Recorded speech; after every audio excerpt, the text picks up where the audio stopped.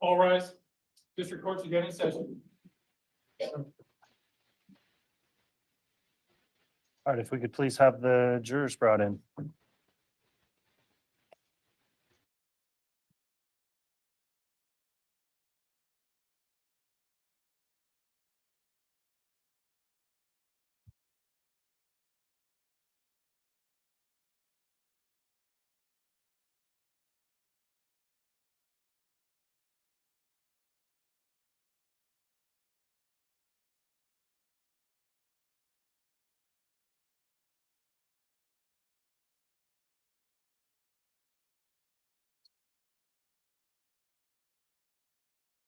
All right, please.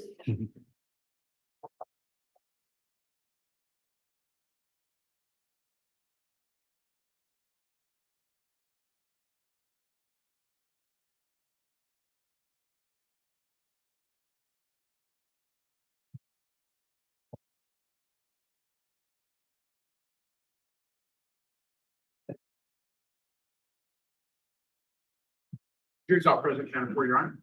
All right, thank you. Mr. Bailiff, please be seated.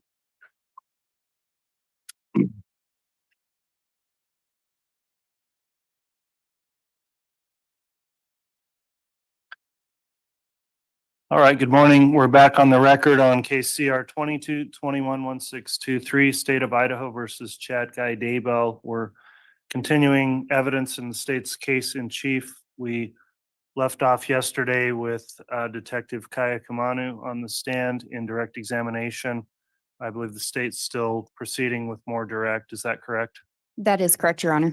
Okay, if you'd like to continue with testimony, Detective Kaaiakamanu is here. You can go ahead and take the stand and we'll allow you to continue on direct. I will note also, I received all of the juror affirmations and the jury is all here properly seated. So thank you again, ladies and gentlemen of the jury, for continuing to follow the court's instructions as you retire home each night. And with that, Ms. Blake, once you're ready, you can continue with your direct. Your Honor, may I be handed back State's Exhibit 107B? Yes.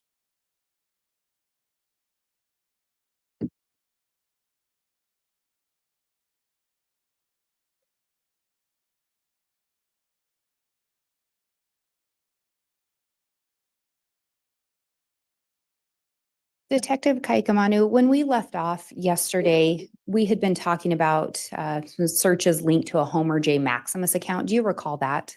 Yes, And you had prepared an exhibit summarizing some of the searches that you located on that account. Is that correct? yes, Your Honor, I believe we left off with the state having asked permission to publish State's 107B. Yeah, we had the tech issue. I believe and hope that's all been sorted out. They worked on it for a while. So I think we've got things working. If those monitors don't work also, please make an indication, jurors, and you can publish. Thank you, Your Honor.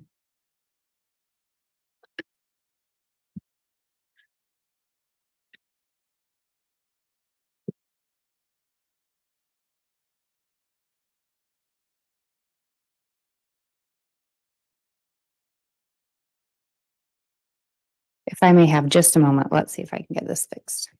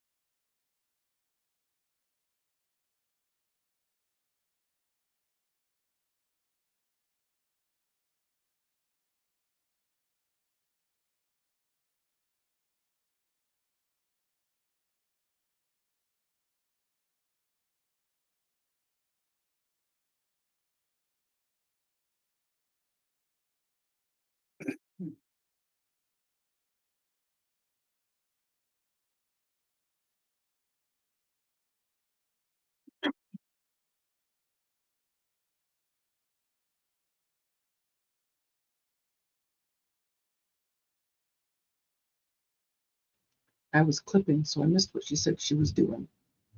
She prepping to, what is she doing?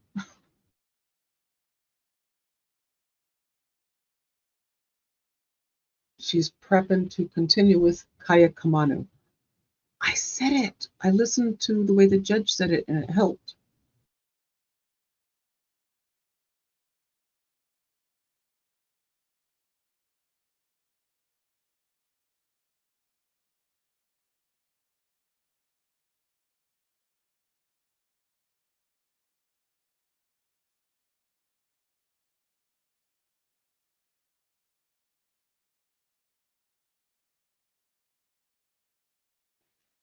Tech issues carry over into day 11.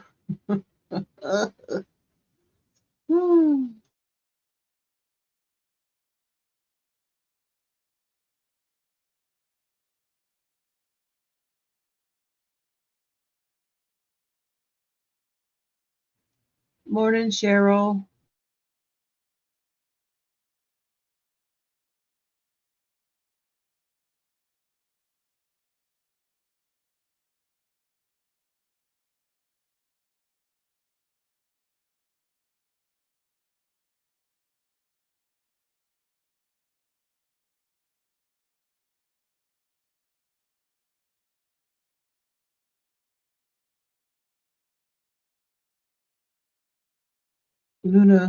Luna's got me wanting to go take a nap now. It's nap time. Yes, I don't ever sleep well either. So I'm always in that I need a nap stage of life.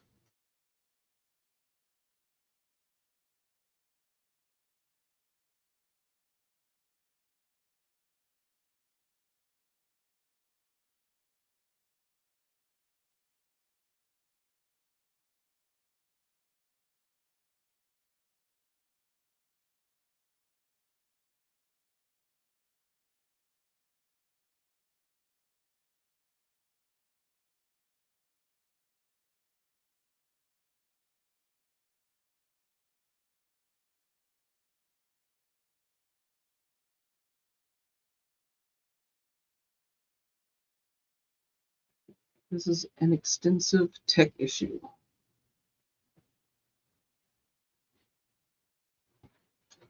What did she say it was that she was going to play?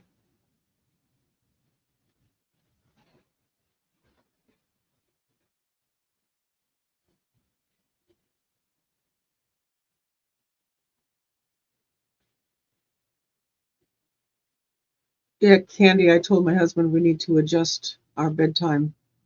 I can't do the same bedtime I've been doing for 30-something years of our marriage because I need more time to be in there to try to get more sleep. But then I don't sleep, so it's a whole thing. Insomnia really is a pain in the butt.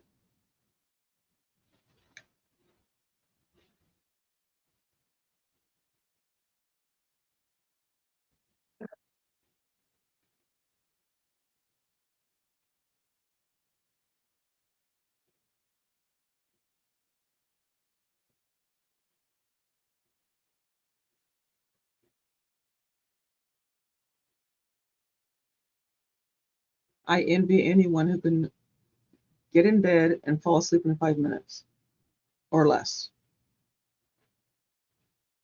My husband was like that. He's, as you get older, I think that kind of wanes a little bit. And so now he's more on my level of taking longer to fall asleep. But the 5-minute thing was really annoying when you would be laying there and all of a sudden you hear him snoring. I'm like, ugh. And I'm there. Thank you for your patience, everyone. Sorry about that. Yay. Detective Kaaiakamanu, does this look like the start of the PowerPoint presentation that you created? Yes, And can you remind the jury, who was that Homer J. Maximus account ultimately associated with? Alex Cox. And if we turn to the first slide, can you see the date on there? Yes, And what date is that? October 8th, 2019. And can you remind the jurors when the attempted shooting of Tammy Daybell occurred? October 9th, 2019. What is it about these searches on October 8th that caught your attention? These searches, Alex Googled the 100-yard drop to 200 and 100 to 300. And when we talk about a drop, can you explain what that is? During shooting and sighting in your rifle with your scope, depending on how far you're out in yardage, a lot of times you will dial in that scope to a precise point of impact of your bullet. The drop of the bullet, the further you're out, the drop of the bullet tends to go down a little bit. So essentially the idea being that from where you're standing, that's going to be where the bullet will go and where it will ultimately land or hit a target. Correct. And also in there, it looks like it was a 6.5 Grendel specifically. Yes. What kind of gun was recovered from an apartment associated with Alex Cox? Alexander Arms 6.5 Grendel. And then it looks like there's another date on there, October 9th of 2019. Is that correct? Correct. And there's some additional searches there. What about those caught your attention? He searches just different uppers for ARs, muzzle energy brake of a 6.5 Grendel, and frog sizing of frog tog pants. And breaking those down a little bit and actually going back to October 8th, was there anything else other than it being the 6.5 Grendel that stood out to you with these particular searches? Not at this time to me, no. And then on the October 9th, we've talked about the 6.5 Grendel. What about the frog tog sizing caught your attention? There were some frog togs purchased on this same day at a different location. And from your investigation, did you learn anything in relation to where those frog togs may have been purchased? Yes. And where was that? Sportsman's Warehouse in Idaho Falls, Idaho. Did you learn anything in relation or review anything in relation to where a device associated with Alex Cox was located that same day? Yes. And where was that? Sportsman's Warehouse in Idaho Falls, Idaho. Do you know what color those frog tog pants were? Black.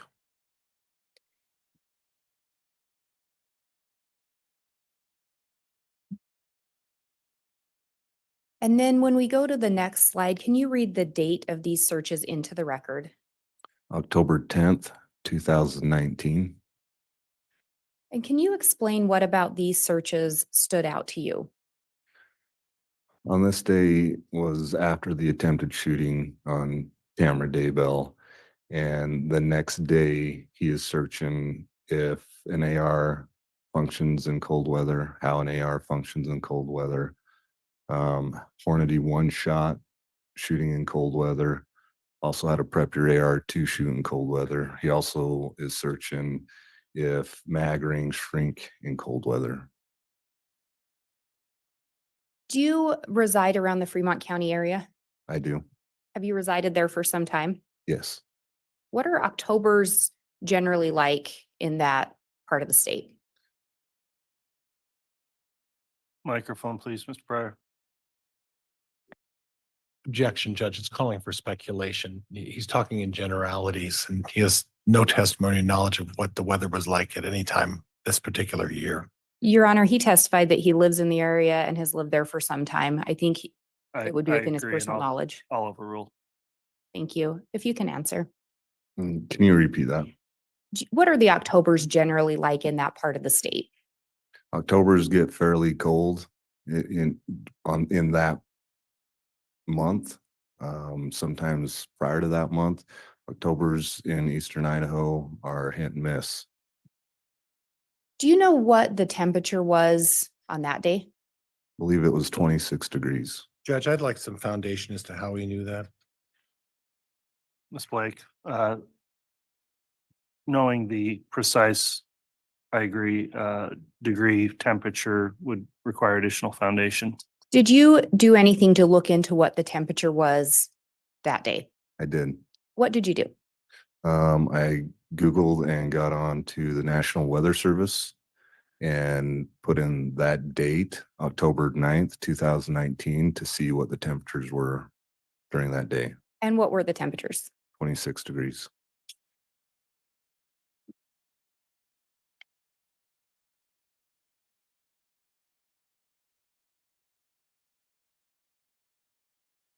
And if we go to the next slide, can you read the date of these searches into the record?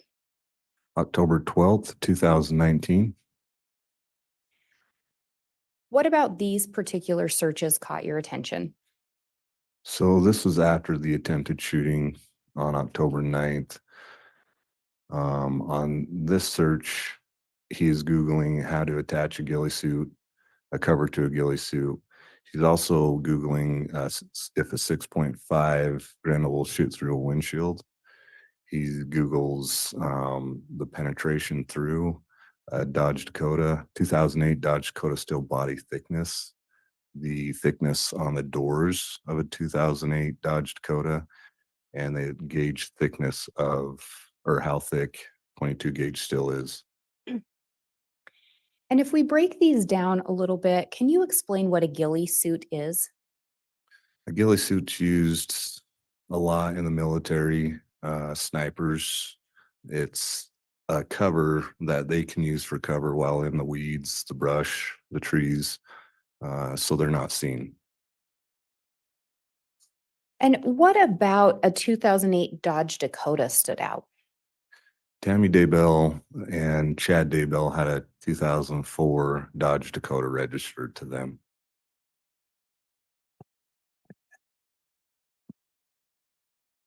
And again, a 6.5 Grendel was recovered from an apartment associated with Alex Cox. Correct.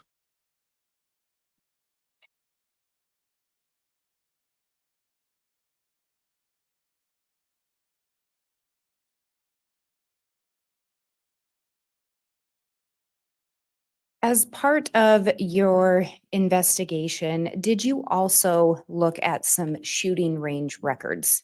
I did. Do you recall which shooting range you reviewed records from? It was a sportsman's club located in St. Anthony, Idaho. And Your Honor, I have what's been marked as States Exhibit 396 and 396A.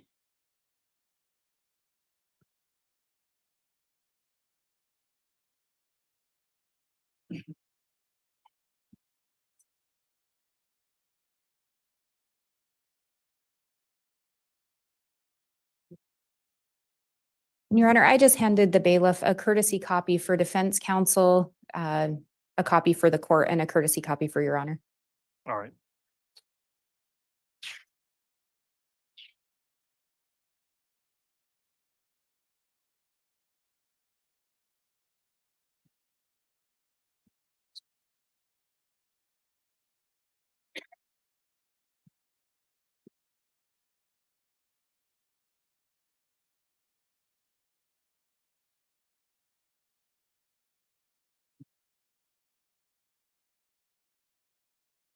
And Detective Kaaiakamanu, if you just look through those particularly Exhibit 396A.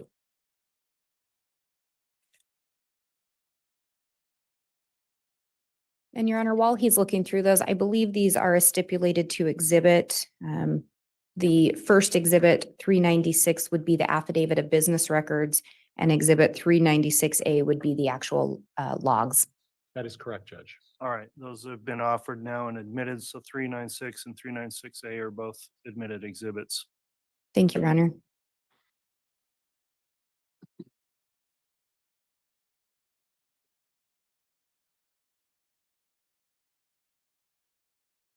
Okay. And Detective, do those appear to be the records that you reviewed? Yes. Were you able to determine whether or not it appeared Alex Cox had been at that gun range? Yes. And what did you determine? Alex Cox didn't sign in as Alex Cox on these sheets.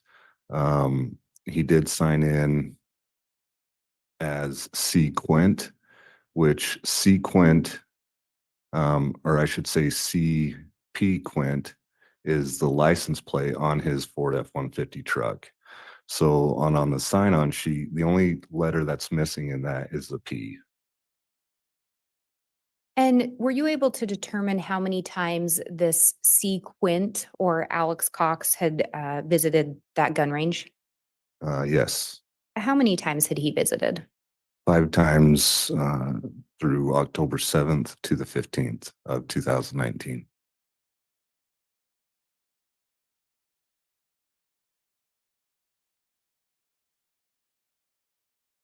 And again, the attempted shooting of Tammy Daybell was which day?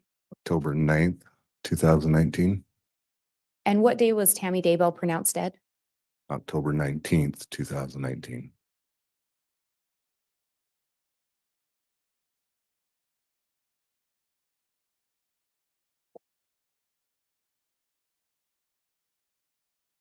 As part of your investigation, did you also review some data recovered from a phone associated with Tammy Daybell? I did. And Your Honor, I have what's been marked as States Exhibit 108. It is a affidavit of business records in relation to Tammy Daybell's phone.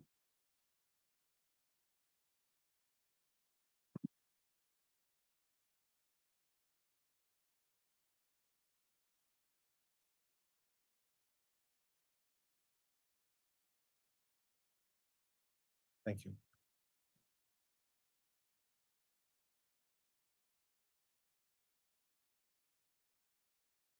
Give us a moment, Ms. Blake. We're gonna verify the number here.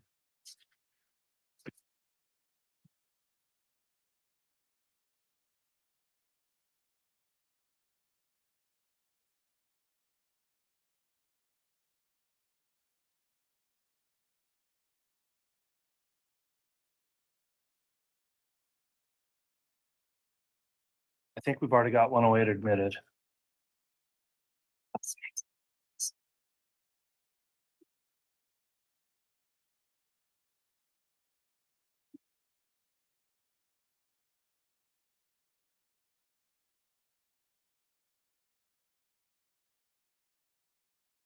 Your Honor, may we approach briefly? Yes, actually, let me have the bailiff hand you the admitted exhibit for your review.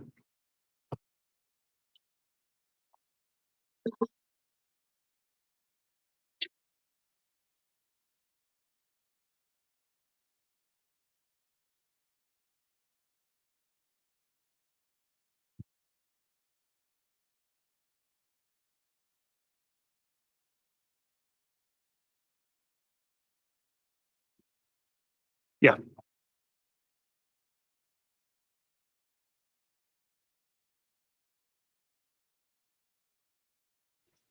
Okay, a real quick sidebar.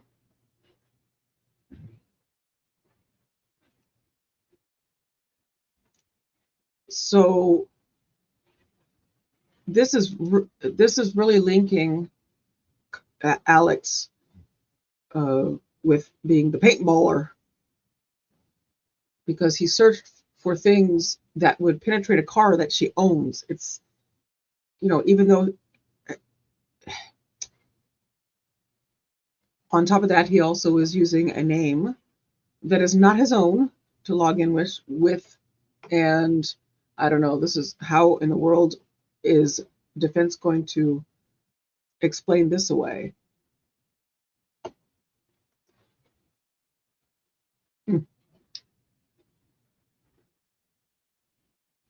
So the exhibits are, I put it in here. I gotta scroll back. There it is. So handed a new exhibit, financial records from gun range. So first we have his searches that, with the weather thing, and then the penetration of was it a Dodge Dakota, which is the kind of car she had, and then the financial records from the gun range. Cox was at the range under the name C. Quint.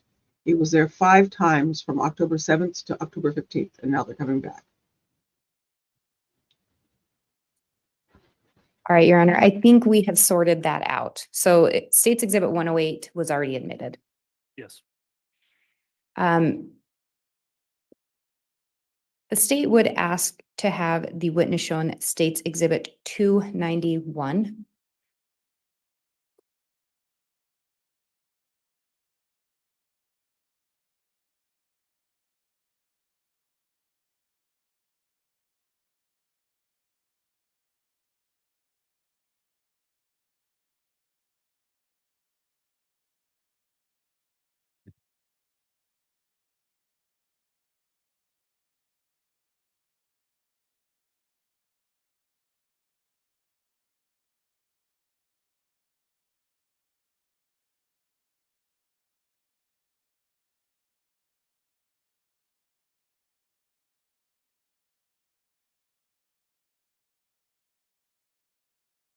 Okay. Do you recall reviewing that particular email? Yes, I do. And Your Honor, there is a stipulation to admit the contents of Tammy Daybell's phone. This is one of the items retrieved from her phone. So the state would move for admission of Exhibit 291. Any objection? No, Judge. All right, Exhibit 291 is admitted. And Your Honor, the state would ask for permission to publish. You can publish.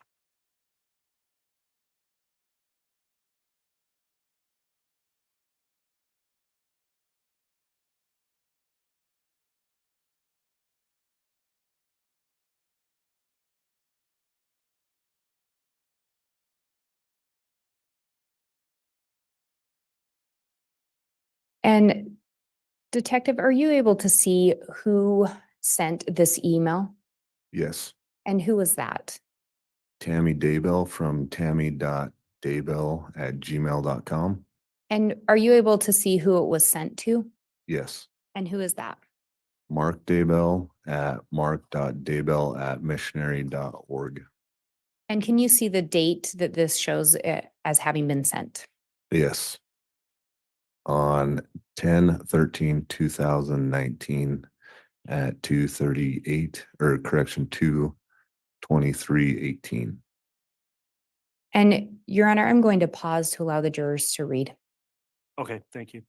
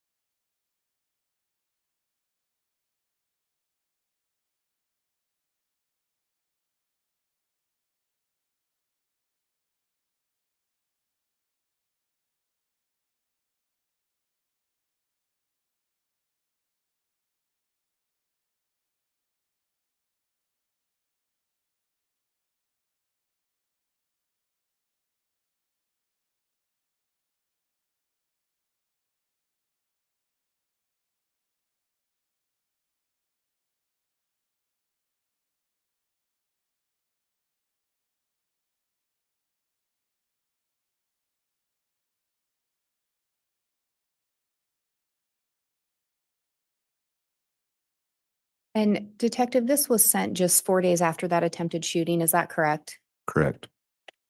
And when we look at that second paragraph, are you able to see approximately what time Tammy says she arrived home that night? Yes, approximately 9:15.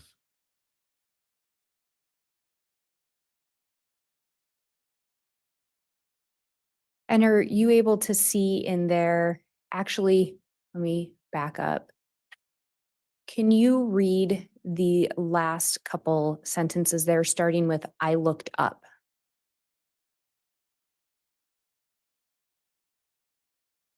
I looked up thinking it was Dad or Garth to help me carry stuff in. Nope, it was a guy dressed all in black with a ski mask on, pointing a rifle at me.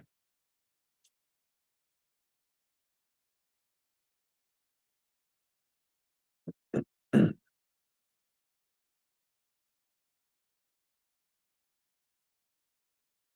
Your Honor, again, I'm going to pause to allow the jurors to read.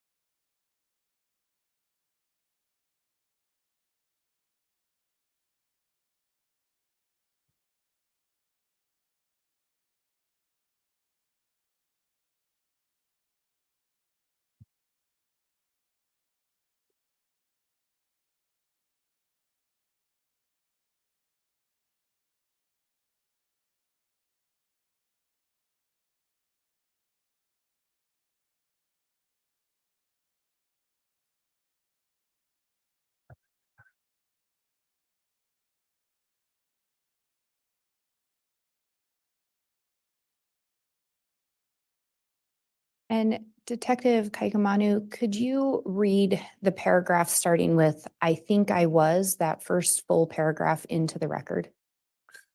I think I was a bit in shock because I just said, "What do you think you were doing?" Then I noticed the rifle was actually a paintball gun. It had a hopper on top.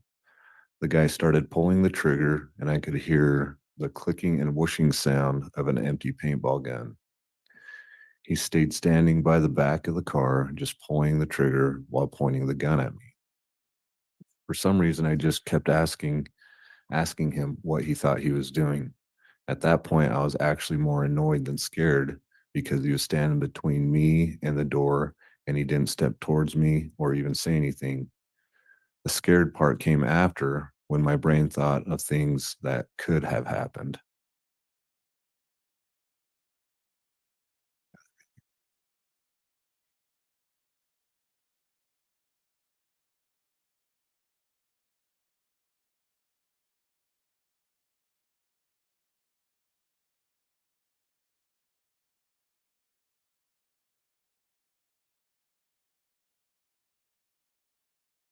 And Your Honor, again, I'm going to pause to allow the jurors to read. All right.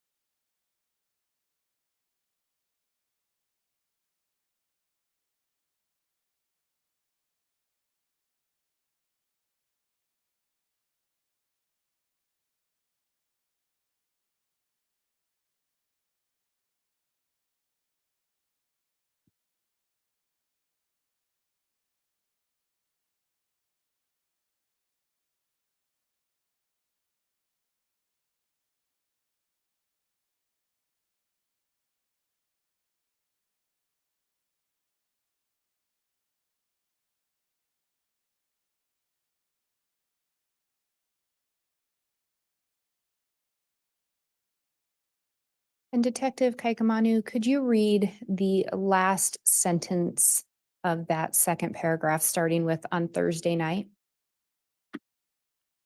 On Thursday night, though, I didn't go to Zumba because I was quite understandably did not want to be out after dark alone.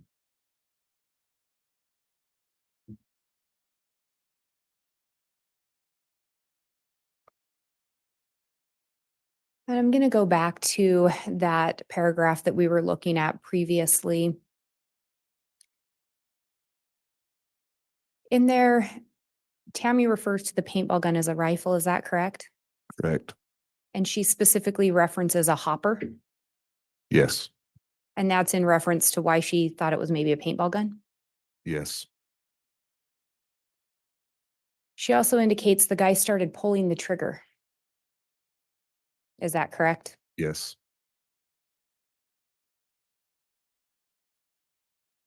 In this, do you see where she indicates that she was scared?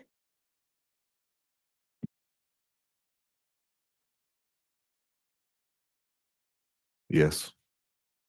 And in that last sentence that we just talked about, she indicated she was scared to go out alone the next night. Yes. And Your Honor, I'm going to ask to publish State's Exhibit 281A.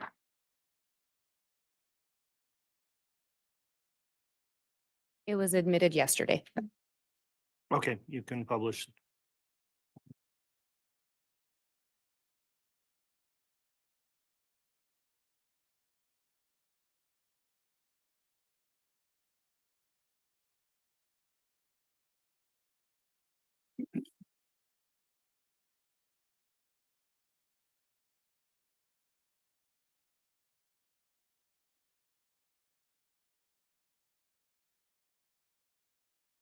And Detective, we talked about this firearm yesterday. Do you recall that? Yes. And where was this recovered from? This was recovered from Alex Cox's apartment. And can you remind the jurors what type of firearm this is? This is an Alexander Arms 6.5 Grendel. And I think you have a pointer up there. But when we just looked at that email from Tammy, she specifically references a hopper or what she thought might be a hopper on the firearm. Can you again explain where on this firearm, if this were a paintball gun, where the hopper would be located? Again, like I was referencing yesterday, the scope is on the top of the rail of the gun right here. On a paintball gun, it comes off right on the side and up right there. So the hopper would be around the same location as this scope. Yes. We saw some searches about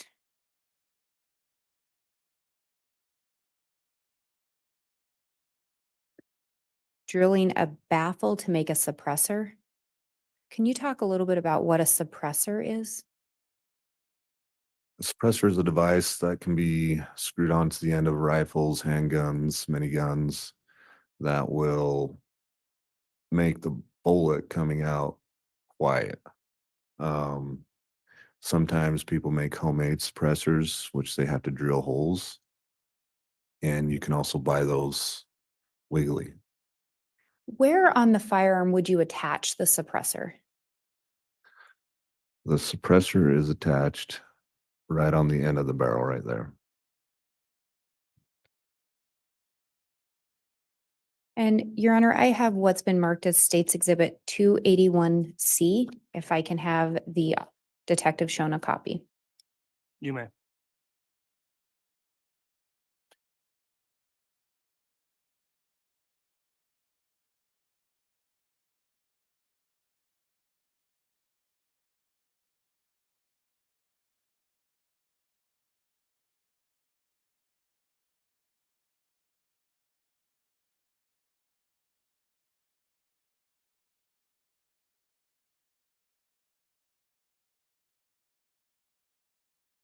Detective, do you recognize that photo? Yes. And did you in fact take that photo? Yes. And what is it a photo of? This is a photo of the end of the rifle. A close-up photo? Yes. Your Honor, the state would move for admission of State's Exhibit 281C. Any objection? No, Judge. Exhibit 281C is admitted. Your Honor, may I have permission to publish? Yes.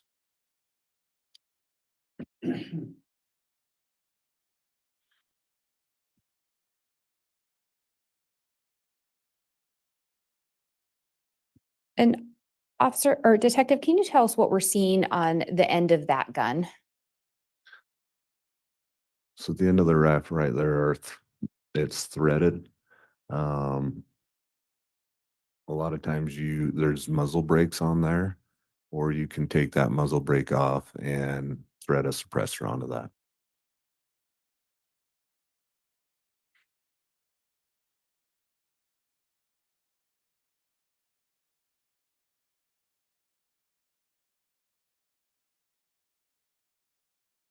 Detective Kaaiakamanu, through your investigation, did you learn anything in relation to whether or not Alex Cox was in the area of the Daybell residence on October 9th? Yes. And what did you learn? A device associated with Homer J. Maximus. Judge, foundation. It's Blake. Thank you, Your Honor. Detective Kaaiakamanu, as part of your investigation, did you review reports of other investigators? Yes. And did you discuss the matter with other investigators? Yes. And through your discussion and review, did you learn anything or review anything in relation to the location of a device associated with Alex Cox on October 9th of 2019? Yes. Did you learn anything in relation to a device being in the area of the Daybell residence? Yes. What did you learn? On October 9th, 2019, a device that was associated with Alex Cox, known as Homer J. Maximus, was located going up and turning next to the Daybell residence and driving and making a turn and going back around the Daybell residence. This time frame was about 4:55 p.m. to 5:03 p.m. So 4 hours or so before the attempted shooting. Yes. And later in the day, that same device was at Sportsman's Warehouse in Idaho Falls. Is that correct? Yes.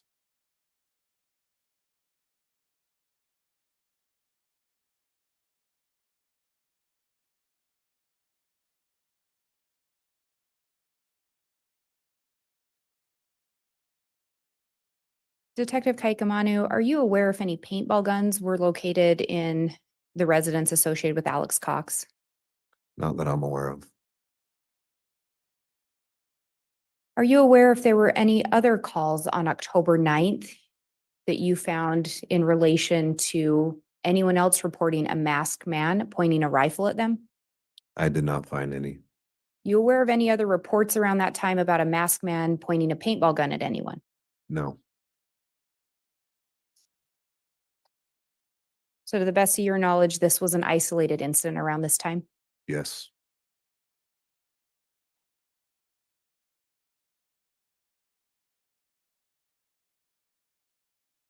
Do you recall reviewing anything in relation to some geofence location data?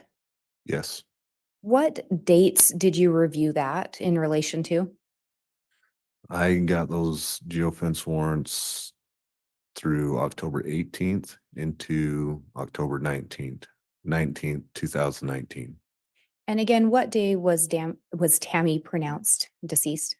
October 19th, 2019. Did you end up receiving responsive data in relation to the geofence? I did. Which specific locations did you ask for that data for October 18th to October 19th? I did two fences, one located at 202 North, 1900 East, which is Chad and Tammy Daybell's residence. And then I did another one at 3462 Salem Highway, which is the LDS Church, just 2.6 miles south of the Daybell residence. And with those geofence warrants, were you looking for a specific perimeter radius on those? Yes, I did 150 meters. And can you tell us a little bit about what data you initially got back in your request to those? So when I requested information for data on any device coming through those through the geofences, I got a response from Google with a bunch of Google identification numbers. What did you then do with those identification numbers? Can you talk us through that process? Yeah. So when we write a warrant like that, Google will send back the numbers that have been going through through the geofences. They don't come back with any names. And so we then had to write another warrant with those numbers to try and find out the associated name to those devices or those numbers. Did you locate some specific numbers that you did something with. I did. How many numbers caught your attention in that initial response? So the time I had the geofence warrants up, there were 4 numbers that had gone through both geofence warrants or locations. Did you do anything to follow up on those 4 numbers? I did. What did you do? I met with Detective Stubbs, who at the time worked with Rexburg PD, and he has knowledge on how the geofence works. And we went through the numbers. 2 of the numbers, Judge, I'm going to object at this point. There hasn't been sufficient foundation to where this knowledge has come from. I've been somewhat patient. Sustained. Detective Kaaiakamanu, did you send in a second search warrant in relation to these geofence? yes, And did you receive responsive information? yes, And how many numbers did you request additional information for? 4. And you were talking about having met with Detective Stubbs. Did Detective Stubbs initially recognize anything about those 4 numbers? Judge, objection, that would call for hearsay. Sustained. Your Honor, if I may respond. Well, I would re-ask. I think it was just going to elicit hearsay.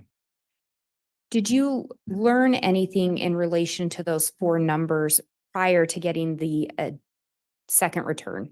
I did, yes. And what did you learn? Judge, again, it may call for hearsay. Your Honor, this goes for why the officer did what he did next in his investigation, not for the truth of the matter. Overruled. You can answer. I learned that one of the numbers that had come back in my geofence warrant, Detective Stubbs already had that number, which was associated with Alex Cox on a different warrant that Detective Stubbs had wrote and got information back. And in relation to the other 3 numbers, did you end up receiving responsive data on who those devices were associated with? I did. Did you do follow-up on that? I got a hold of 2 of them. One of them I could not get a hold of. What were you able to determine in relation to those other 3 numbers? One of them lives in the Parker area, which is north of Chad Daybell's residence. And the other one lives on Trapper Lane, which is also north of the Daybell residence. So would it have been normal for their devices to be in that area? Yes. In relation to the device associated with Alex Cox, what did you learn regarding that device? The device that was associated with Alex Cox and Homer J. Maximus, and looking through the data, the night of October 18th, 2019, that device was at the Salem Church at 10:04 that night, or 10:05 p.m. Sometime just after 10? Correct. Do you know how long the device showed as being located in that vicinity? In correctional time, I believe it was 10:07 p.m. and it showed him there until 10:45 p.m. And when we're talking about a geofence warrant, do you know what type of data they're looking at as far as placing a device there? I believe that is off Wi-Fi and GPS.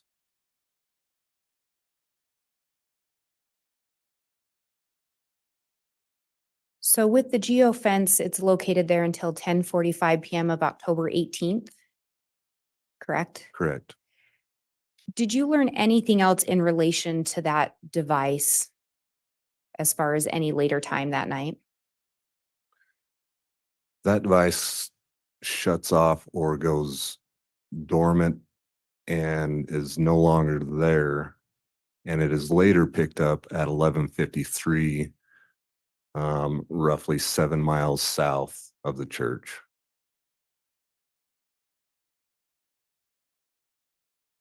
Judge, could we identify what church he's talking about? And is this the same church that you previously referenced? Correct, the Salem Church. And again, how far is the Salem Church from the Daybell residence? 2.6 miles. So we know a device associated with Alex Cox is there from 10:07 to 10:45 p.m. Is that correct? Correct, And from there, we're not sure where the device is correct, until 11:53 p.m. Correct. And at 11:53 PM, can you remind us again where that's located? It was located about 7 miles south of the Salem Church on Highway 20. Through your investigation, did you learn who the last person besides Chad Daybell to see Tammy would have been? Garth Daybell. And through your investigation, did you learn where Garth Daybell was on the night of October 18th of 2019? Or yeah, October 18th of 2019? He was at work. Through your investigation, did you learn if he was at work all night? I believe he got off around 1 o'clock in the morning. Do you know where he was working? He worked at that time, he was working at the Haunted Mill.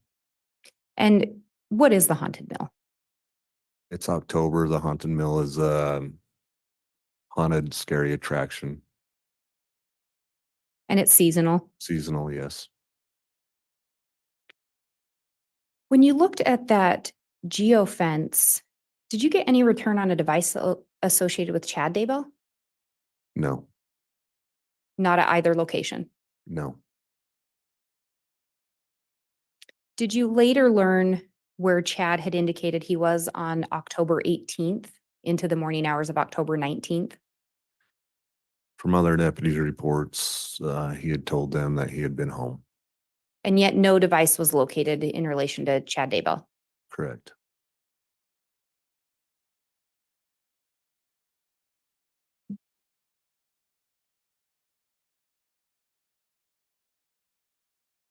So in your review, there's location data placing a device associated with Alex Cox near the Daybell residence on October 9th of 2019, correct?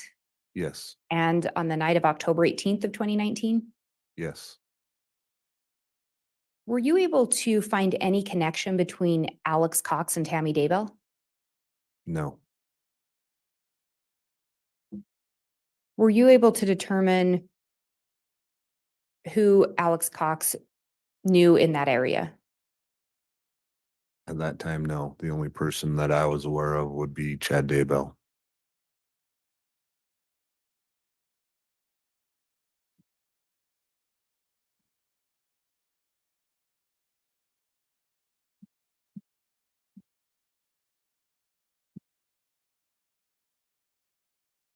Through your investigation, did you become aware of some emails from Charles Vallow that he'd sent to, an email that he sent to Tammy Daybell? Yes, Did you also become aware of an email Charles Vallow sent to Chad Daybell? yes. Do you recall what the content or what the gist of the email that he sent to Tammy was about? The email that was sent to Tammy was on June 29th, 2019. And Charles was reaching out to her school address, email address, and telling her that he had some information about an affair going on. He didn't go into too much detail because he didn't want to explain all that over email, and left Tammy his number to have Tammy call him. And through your investigation, were you ever able to determine whether or not Tammy Daybell had contact with Charles Vallow? I was not able to confirm that. And in relation to the email Charles sent to Chad Daybell, do you recall the gist or content of that?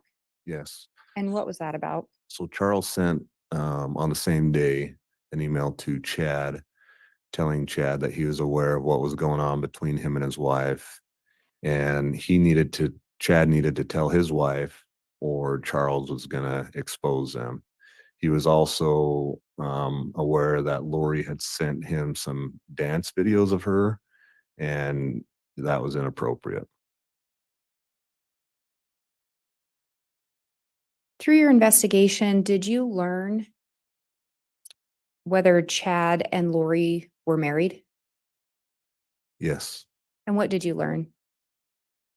I learned that they got married November 5th, 2019. And again, Tammy Daybell was pronounced dead on October 19th of 2019. Yes. Do you know when her funeral was? October 22nd, 2019. So just 3 days later. Yes.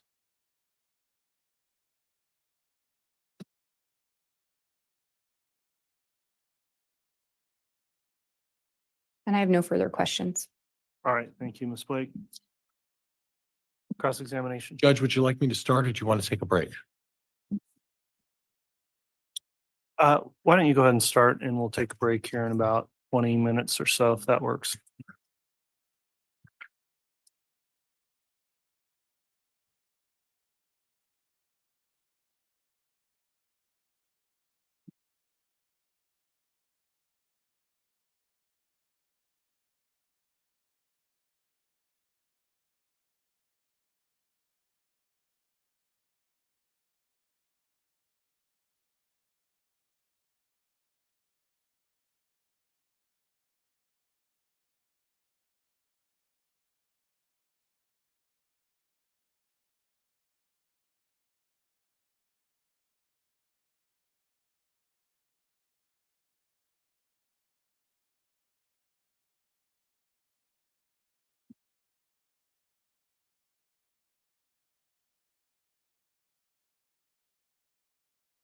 Can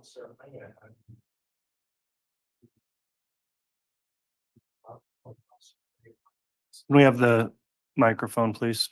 Officer, if you would allow me to either call you Officer K or I'm going to mispronounce your name for the next 20, 25 minutes. That Officer K is okay. Thank you. I appreciate that. Now, officer, you took the liberty of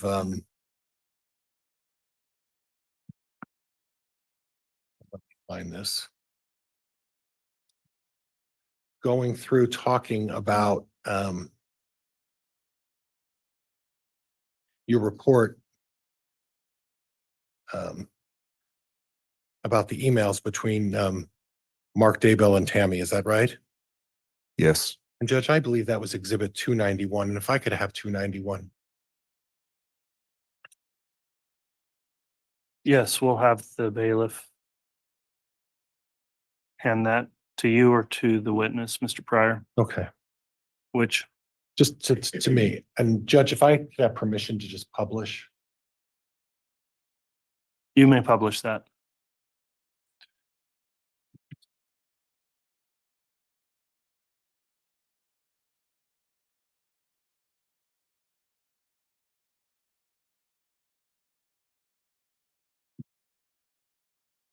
And officer, if you could tell me the date of that email.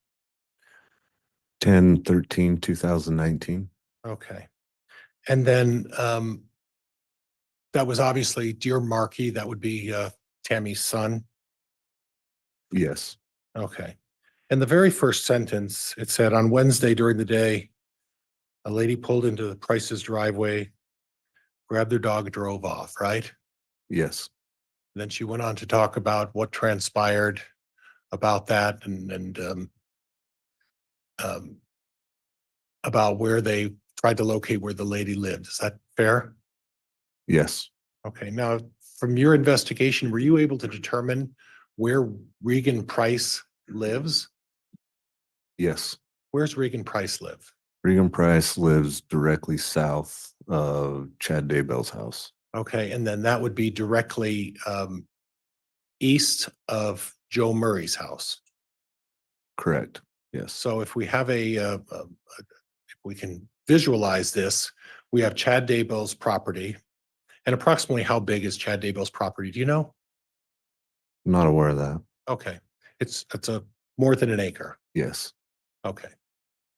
And directly across the street from Chad Daybell's property is another house, correct? Yes. And then kitty corner to the south and to the west would be Joe Murray, right? Yes. And directly southeast of Chad's property would be Regan Price. Would that be fair? Yes.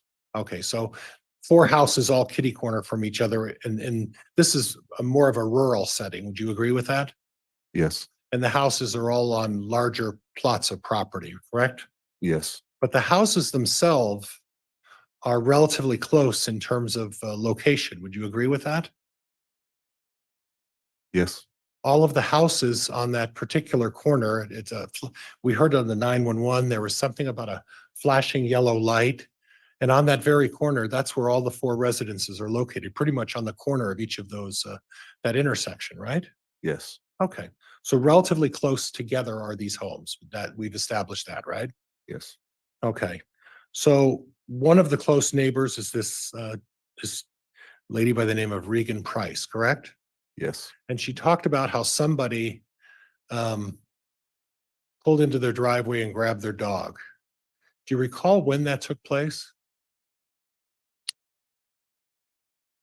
Well, in this email, she's writing it on the 13th about the night of the attempted shooting, so I'm assuming it was on the 9th. Okay, so if you look at the very first line to her, she's writing this on the 13th to her son, which was a short time after the paintball incident. Um, she says on Wednesday, during the day with Reagan outside. So can we presume that it was that Wednesday of that week? Yes, Okay. So at that point, somebody grabbed Reagan Price's dog, took off, stole the dog and disappeared, correct?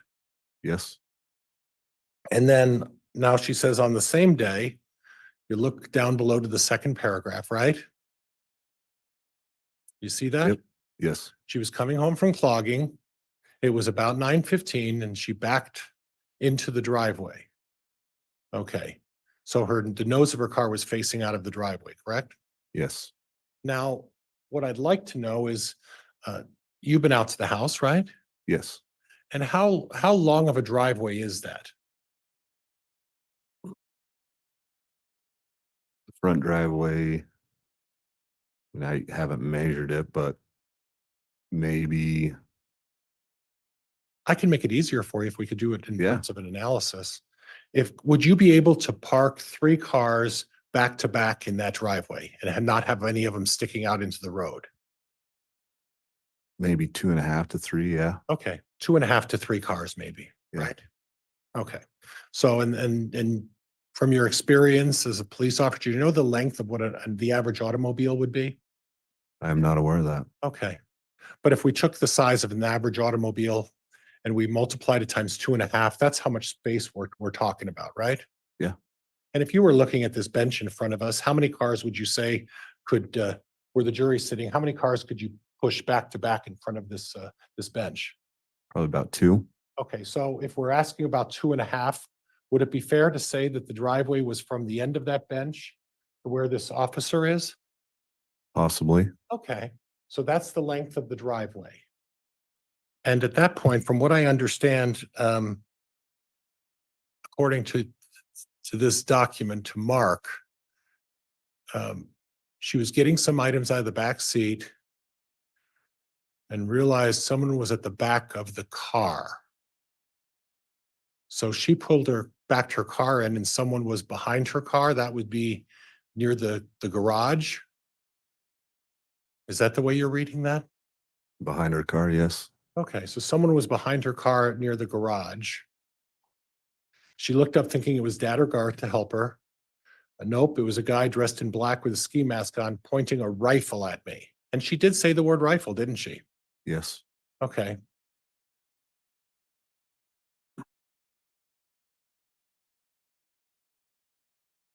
Then she went on to talk about that she was in shock because what do you think you were doing?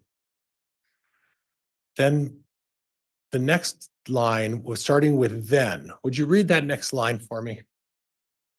then I noticed the rifle was actually a paintball gun. It had a hopper on top. Okay. Now, you know what a hopper is, right? Yes, You've seen a hopper? yes, You know a hopper is different than a rifle scope, right? yes, And you know that, Judge, I'm gonna.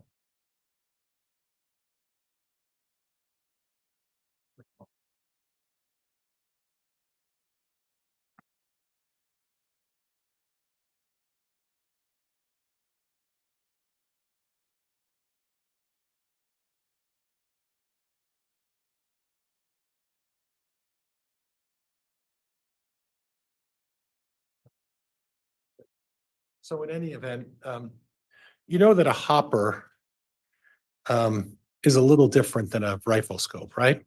Yes, And you know that a hopper is a large composite of some kind container, right? it's plastic container. A big Yes, plastic container, right? yes. And would you agree with me that it would be very difficult to confuse a hopper with a rifle scope, right? I wouldn't agree with you on that if you were Okay. not sure what a rifle is with a scope on it or a Okay. paintball gun with a hopper. Did you happen to go over the report of Coulter Cannon? I did. Did you happen to go over uh, or discuss the case with Coulter Cannon? A little bit, yes. Okay. Were you aware that when Coulter Cannon came up to the residence of Tammy and Chad Daybell, that he went in the house and looked at one of the Google searches that Tammy was performing prior to the police arriving? Do you remember that? I was not aware of that. Okay. Or did you happen to look at Tammy's email and searches on that computer to determine whether Tammy had looked at anything prior to the police arriving? Not on her computer, no. Okay. Were you aware that Officer Cannon walked up to the computer with Garth Daybell and Tammy Daybell and proceeded to look at pictures of paintball guns? I was not aware of that. Were you aware that during the Google search by Tammy Daybell, that she pointed to the actual paintball gun that she saw the gentleman holding that day? I was not aware of that. Okay, were you not aware of that because Coulter Cannon didn't include that information in his report well, not in his first report, right? That wasn't included in his first report, was it? I didn't read that in his report. Right. You didn't read it in his supplemental report either when he chose to supplement the report, correct? Correct. Now, Judge, previously we had stipulated to the admission of Defense Exhibit 14. Okay, has it been offered or admitted yet, Mr. I'm Pryor? going to offer it now, Judge, and ask that it be admitted. It was agreed to by stipulation. Has the state reviewed Exhibit 14? We have, Your Honor, but if I can be reminded of exactly what it is. It's the Google. All right. It's the Counsel. searches, yes. Well, let's do this. I want to go ahead and that may take a moment. I think it's a logical breaking point for our mid-morning recess. So I'll have the state review the exhibit that's been offered during the break. And let's try and come back on the record here in about 25 minutes or so. So about 10:35. Thank you, Judge.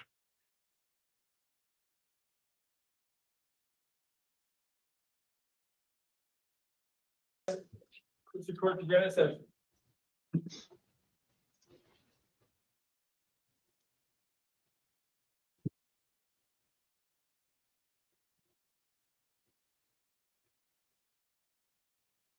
All right, thank you. Please be seated. We'll have the jurors return to the courtroom, please. Okay.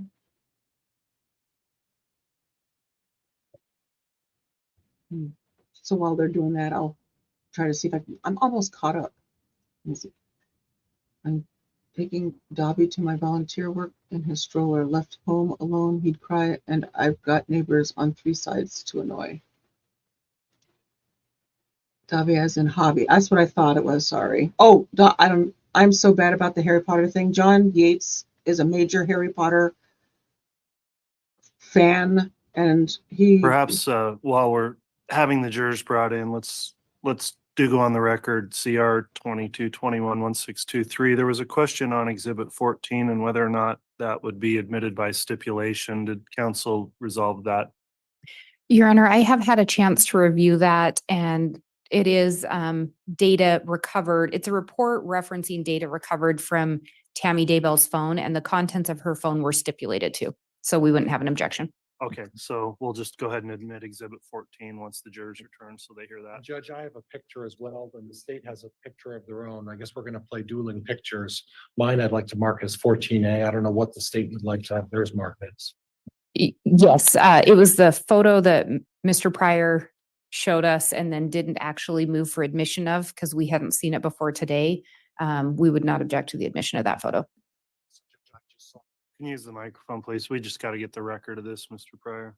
And Judge, I also just saw their picture today, so I will stipulate to the admission of their picture as well. But mine is 14A if the bailiff wants to.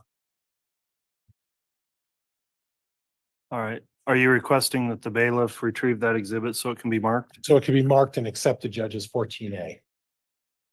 Thank you, Mr. Bailiff.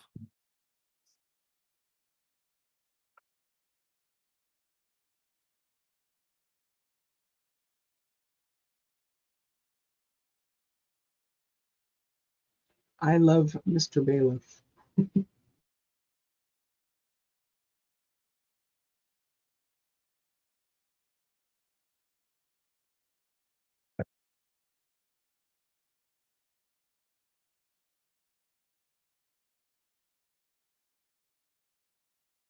And we can have the jurors brought in once they're ready. Sure. Thank you.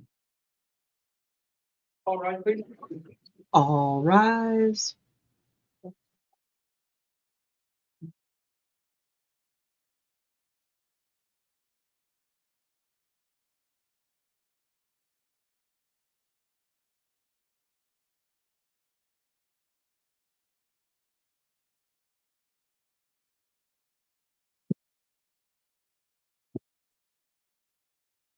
Here's our President Counter for Your Honor. Thank you, Mr. Bailiff. Please be seated.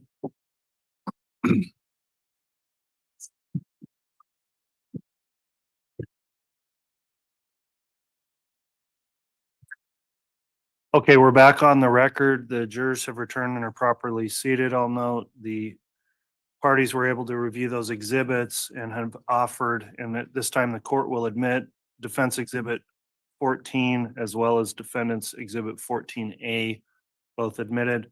You can continue with the cross-examination, Mr. Pryor. Judge, if we could put the monitor back up with what I was discussing, which I believe was exhibit 291.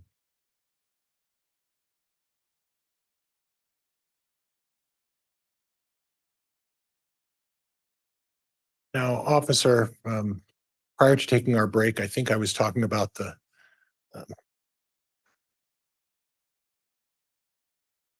third paragraph down. And would you do me a favor and read the first two sentences of that? Are you referring to the one where it says? I think. Okay. I think I was a bit in shock because I just said, what do you think you were doing? Then I noticed the rifle was actually a paintball gun. It had a hopper on top. Then the next line says, the guy started pulling the trigger and I could just hear the clicking and whooshing sound of an empty paintball gun. Is that correct? Yes. Okay. He stayed there standing by the back of the car, just pulling the trigger while pointing the gun at me. For some reason, I just kept asking him what he thought he was doing. Now, she did say in the sentence, just pointing the gun at me. And we don't know whether she meant a gun or whether she meant paintball, correct? Because she identified it as a paintball, but she did use the gun on that sentence, correct? Yes. But we don't know whether that was a mistake or whether she just decided not to type the word paintball in, right? Correct. Right. Okay. Then I just asked him at what point I was actually more annoyed than scared because he was standing between me and the door and he didn't step toward me or even say anything. Okay. Okay. So from what I understand, when she was backing up, then the front of the door is really right next to the garage, right? If I remember right, yes, it's a little sidewalk up to the garage or Yeah. to the main door. And that sidewalk's probably less than 5 feet, correct? I didn't testify to that. It's a short sidewalk. Okay. though. Well, I- not okay. Do you I can't testify to that. Objection, Your Honor. Counsel's adding facts not in evidence. That's sustained, and in addition, please don't talk at the same time as each other, Mr. Pryor. Wait for a concluded answer before you ask a new question. Would you agree that it's a short sidewalk from the gate into the yard to the front door?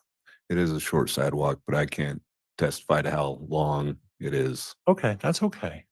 Now, from this description, this person was standing between the door and the garage at the very back of Tammy's where Tammy's car was backed in, correct? Yes, So in other words, that was something that was at relatively close range. Would you agree with me? yes, And in that sense, being at such close range, you'd probably get a pretty good look at what type of instrument was being pointed at you. Would you agree with me in that regard? Objection, Your Honor, calls for speculation. Overruled. Would you agree with me in that regard? When it's something that close to you and you're looking at it, you'd be reasonably certain about what you're looking at, correct? it was in the daylight. Okay. Yes. Okay. Now, we can all agree that the manufacturers of paintball guns make them in various shapes and sizes, correct? Yes, And the manufacturers of these guns get some benefit by making some of these guns look similar to weapons, right? Real weapons. yes, And they can make them quite authentic at times, correct? they can be, yes. Right. But there is one thing that distinguishes a paintball gun between a real gun, and that is a hopper, correct? Like you just mentioned before, the manufacturers are coming out with new guns. So yes, a hopper is one, but there's many other ways that paintballs can fit into a rifle without a hopper. Okay. Okay. So in other words, unless we actually had this weapon in hand, we really don't know which one it is. Would that be fair? Yes, Okay. Okay. Now, please correct me if I'm making a mistake, but without a suppressor, a AR-15 is a very, very loud gun, isn't it? yes, And even with a suppressor, an AR-15 is not silent. It still makes a pretty loud noise, doesn't it? it depends what kind of ammunition you're using. Okay. Well, what kind of ammunition was in this gun? That I don't know. Well, you don't even know if it was a gun, do you? I know it was a paintball gun or a rifle that she referred to. Okay. Okay. But depending on the ammunition, there's still going to be a loud noise, right? Are you asking with the suppressor on or off? With the suppressor on, there's still going to be a noise, right? There will be a noise, but not as loud depending on what Okay. ammunition you're using. Okay. And when you're just several feet from the front door of a house with Garth Daybell and Chad Daybell inside the house, you would think they would have heard a gun if even with a suppressor, you think they would have heard the rifle shoot, right? Again, it depends on what ammunition is being Okay. shot through the gun. But what we do know, and what we're certain of, is that when a paintball gun is shot, they can't change the fact that there's a whooshing noise, can they? There's a popping noise with the clicking, And a whooshing noise. whooshing and popping. Right. Okay. Okay. So when Tammy Daybell in this report talks about the whooshing noise that she heard, sounds like she's describing the whooshing noise from a paintball gun. Objection, Your Honor, move to strike. Counsel's testifying. Sustained. Did it sound from this email that Tammy Daybell's describing the whooshing noise of a paintball gun? She said she heard a clicking and whooshing. Okay. Okay.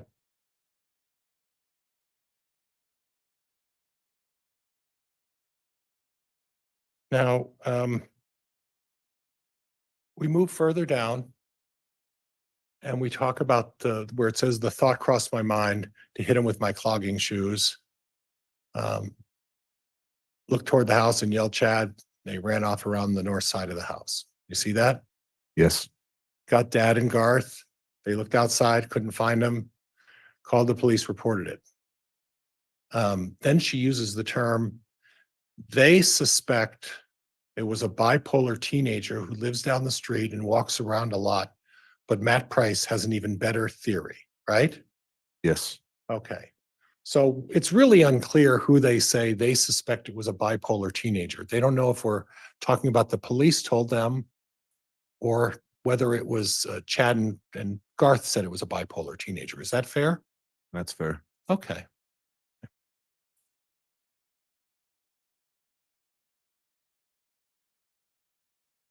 So when Officer Coulter was on the stand, I had spoken to him about the fact that in his report, he didn't mention anything about a bipolar teenager running around the neighborhood harassing people.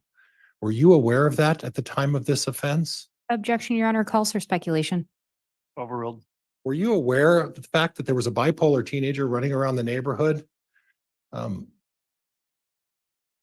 Maybe I want to be careful with my words. Contacting the people in these neighborhoods? I was not. Okay. And are you aware whether or not you ever discussed that with Officer Coulter? I can't recall if I did or not. Okay. Did you discuss that with any of the other officers who were there at the time of this paintball incident about this bipolar teenager? I did not. Okay. Then we go on and we talk about his theory and his theory is that the crazy dog lady brought her husband back to steal the dog again. They had parked on the road and had snuck through the cow fields and he was going to cut through our front yard. So that's a couple of things. Park down the road, cut through the cow fields. Is that the Daybell's cow fields? I can't testify if that's what she's referring to, because Okay. there are a couple others out there. Yeah, but there are cow fields next door to the Daybells. The Daybells have a pasture behind their property as well, correct? Yes, And then they said they were going to cut through our front yard. So that would mean Chad and Tammy's front yard, correct? yes.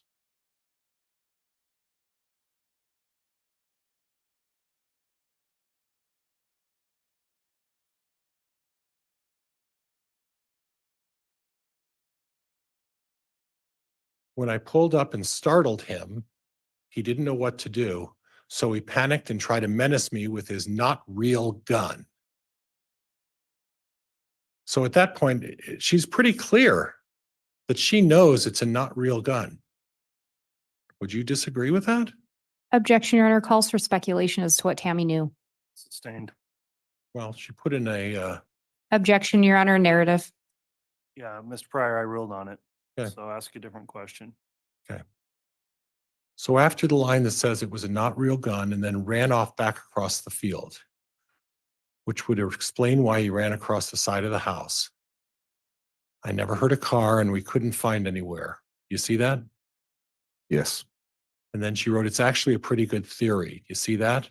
yes. Did you guys interview Regan Price? We spoke with Regan Price, yes. Okay. Did you talk to Matt Price? Yes, Okay. And did they confirm the fact that someone stole their dog around the close in time to this occurrence? I'd have to go back to my report. I know we spoke with them after this incident, quite a ways after this. Okay. But you do know that this incident with the dog, I believe it occurred on the same day that the paintball gun took place. Is that right? Yes, And the issues about the bipolar teenager running around the neighborhood, that was close in time as well, correct? that was Matt's theory, yes. Okay. And then finally, honestly, would you read the word honestly down to the end of the paragraph? Honestly, I just kept wondering what kind of person walks around with a ski mask on, carrying an empty paintball gun. Bipolar doesn't mean you want to hurt people, so I'm leaning more towards Matt's theory. The guy didn't try to rob me or even really hurt me. On Thursday night, though, I didn't go to Zumba because I quite understandably did not want to be out after dark alone. So in this particular incident, it's saying that I'm leaning towards Matt's theory. The guy didn't try to rob me, or the guy didn't try to hurt me. So she wasn't threatened by someone holding a paintball gun like a rifle, right? Objection, Your Honor, calls for speculation and mischaracterizes this email. Sustained. And Judge, I need to go back to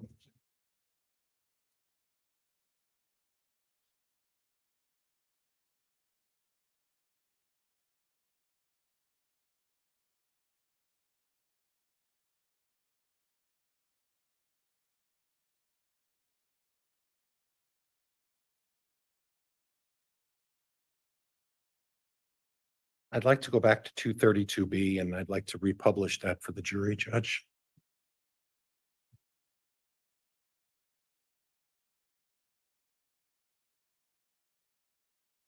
All right, we'll have the bailiff provide that to you, Mr. Pryor.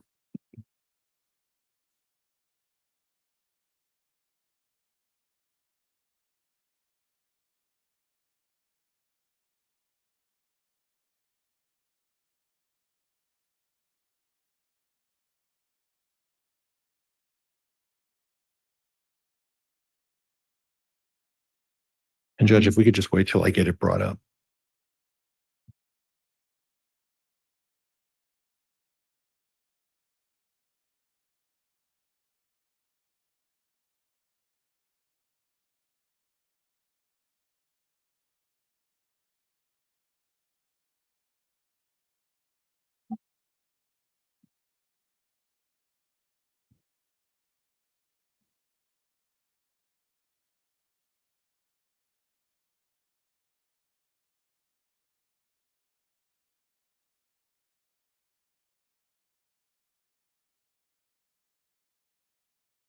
I think I'm ready, Judge.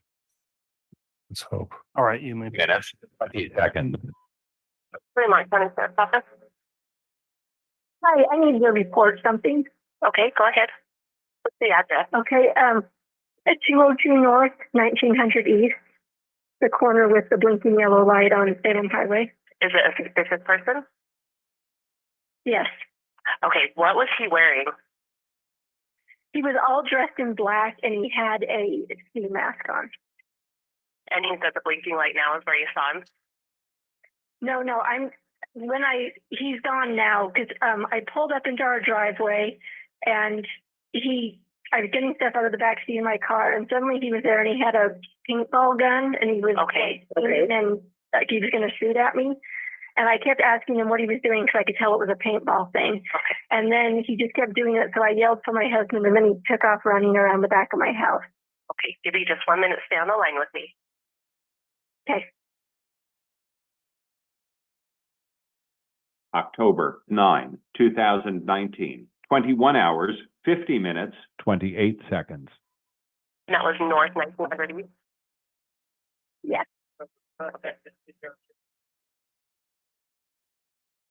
October 9, 2019, 21 hours, 50 minutes, 43 seconds. In what direction he was going? He went behind my house and it's so dark out here and I just went in the house and got my husband and son and then they went out and looked and he was long gone by then. Okay. So he was on the north side of my house is where he went to get away. Okay.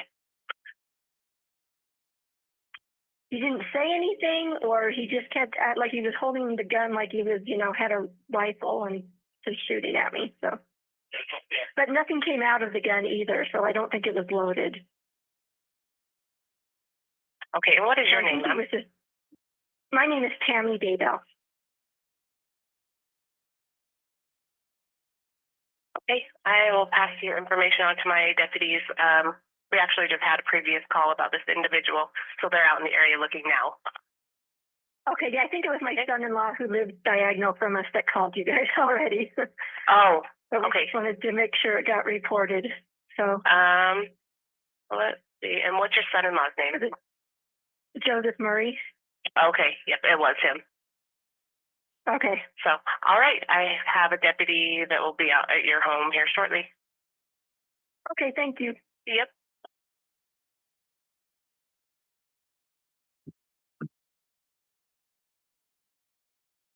At some point, Judge, I'm also going to need 232. Into the microphone, please, Mr. Pryor.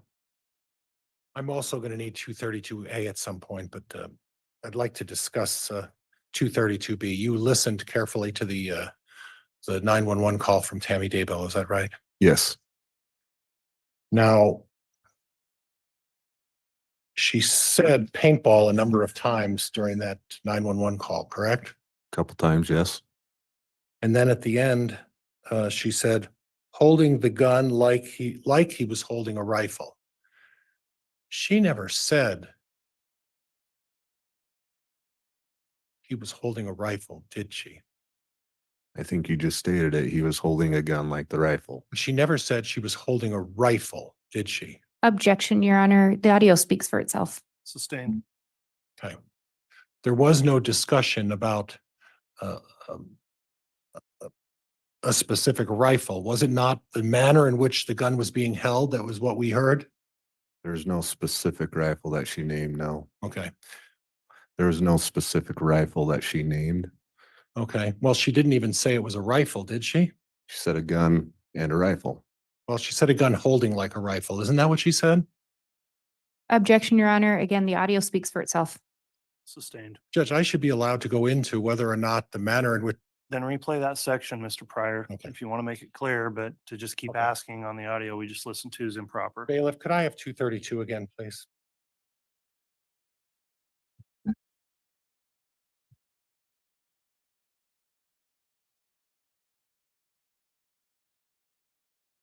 I think I want A. Thank you. So Judge, again, we'll ask to publish 232A again. I believe we just published 232B.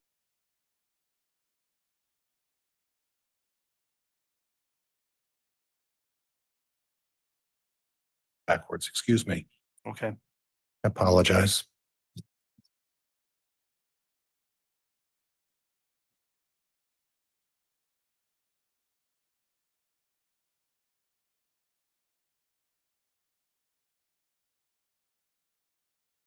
I think I'm ready, Judge. Go ahead. 20 seconds. Fremont County Sheriff's Office. Hi, I need to report something. Okay, go ahead. What's the address? Okay, at 202 North, 1900 East, the corner with the blinking yellow light on Salem Highway. Is it a suspicious person? Yes. Okay, what was he wearing? He was all dressed in black and he had a ski mask on. And he said the blinking light now is where you saw him? No, he's gone now because I pulled up into our driveway and I was getting stuff out of the back seat of my car and suddenly he was there and he had a paintball gun and he was and like he was going to shoot at me. And I kept asking him what he was doing because I could tell it was a paintball thing. Okay. And then he just kept doing it. So I yelled for my husband and then he took off running around the back of my house. Okay, give me just 1 minute. Stay on the line with me. Okay. October 9, 2019, 21 hours, 50 minutes, 28 seconds. That was North 1900 East? Yes.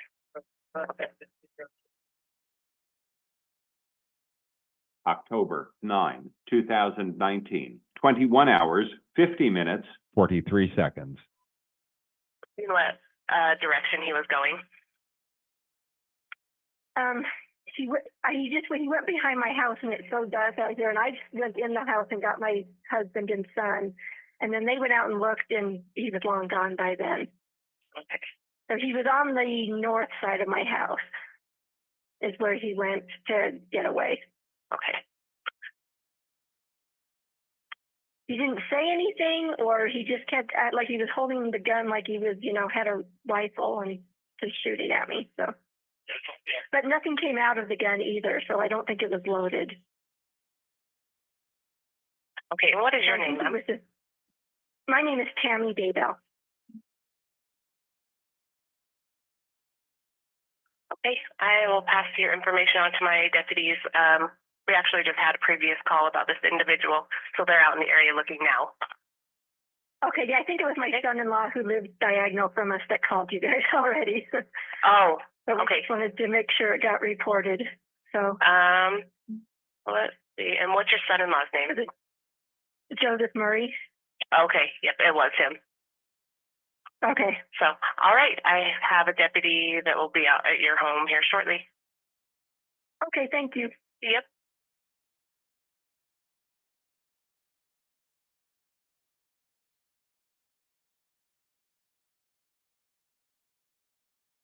So we can agree then that the 911 call would speak for itself, right? Correct, having a rifle and shooting at her. Having a rifle and shooting at her. having a rifle and pointing at her. Is that what you heard? Yes, Okay, but I guess we can let the jury make a determination about what they heard, right? yes,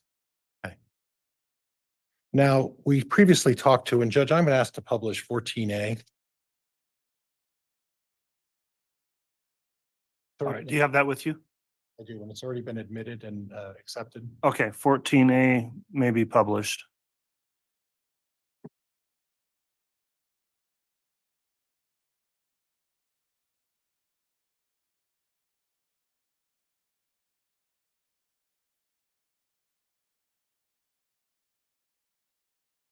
Now, officer, you're looking at what's been marked as Exhibit 14A, is that right? yes. Okay. Now, there's a big black round thing on the top of that gun. Do you know what that is? That's a hopper. Okay, and it's pretty distinct, right? Yes, Pretty clear to identify that it's a hopper on the top of a paintball gun, correct? yes, So if someone is in a situation where they're looking at something and they're clearly able to determine that there's a hopper on the gun, this would be a situation where they'd be able to clearly see that there's a hopper, correct? if they're clearly able to see that, then Right. yes. Okay.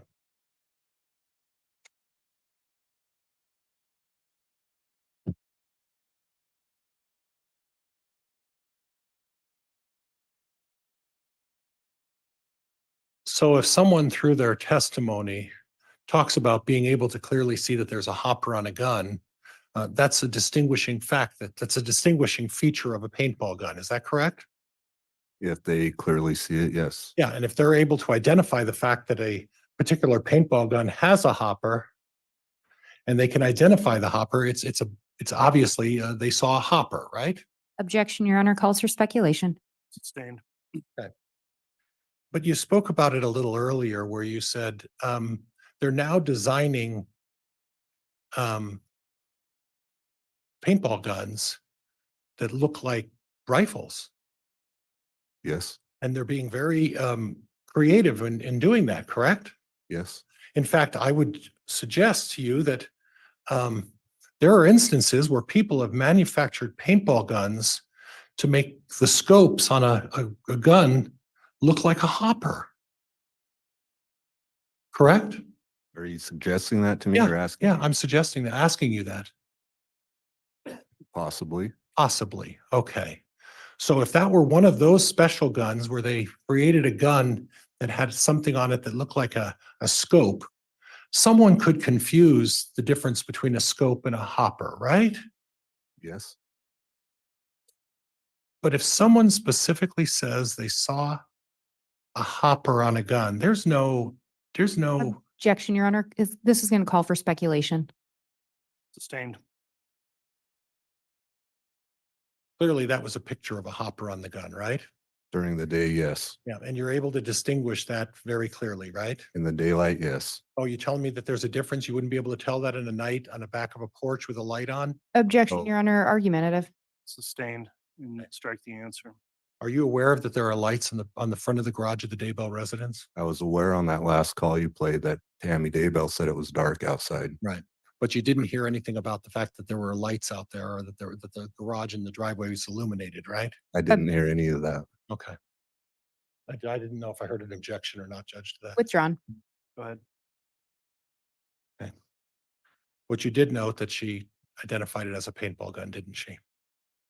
She used that with the rifle and gun, Okay. And whooshing sound, right? correct?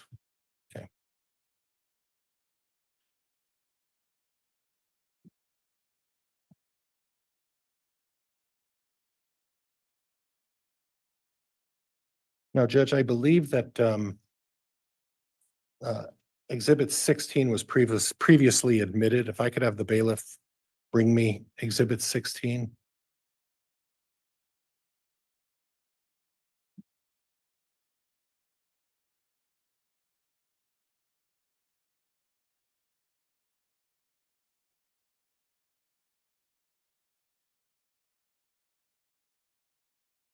And Judge, if I could just have a moment, please. Yes. Thank you, Your Honor.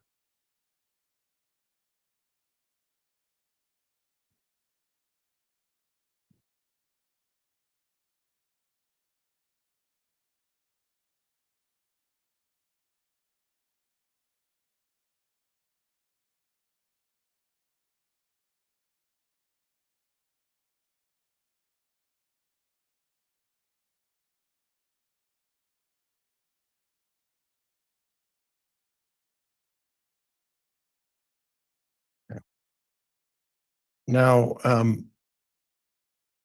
Officer,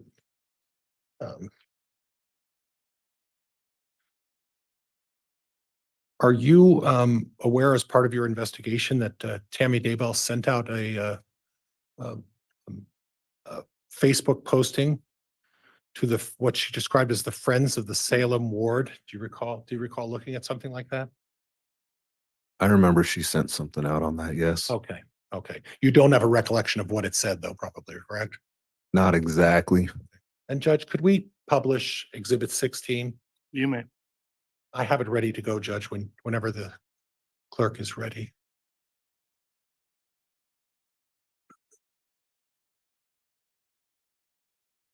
Okay, can you? I don't know if I can expand that or not, Judge. No.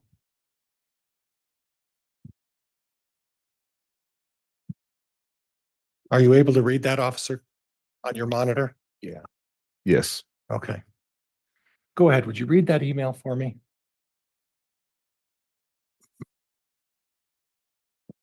Something really weird just happened, and I want you to know so you can watch out. Had gone home and parked him out front out in our front driveway. As I was getting stuff out of the back seat, a guy wearing a ski mask was suddenly standing by the back of my car with a paintball gun. He shot at me several times, although I don't think it was loaded. Okay, you can stop there. So again, and this email that you said you reviewed was to the Friends of the Salem Third Ward. Do you know what the Salem Third Ward is? Are you referring to the Facebook or the email? The Facebook here that was sent out. Okay. I'm not just a church ward, Okay, the Salem Third Ward. okay. You've heard of that before? You've heard Yes. of the Salem Third Ward before?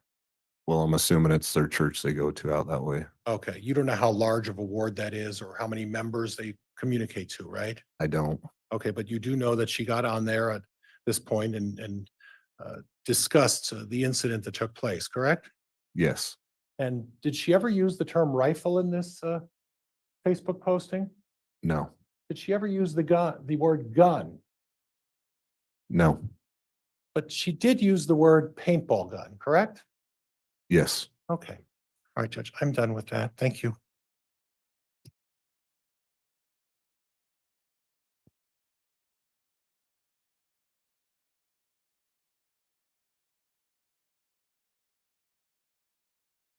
And Judge, I have, well,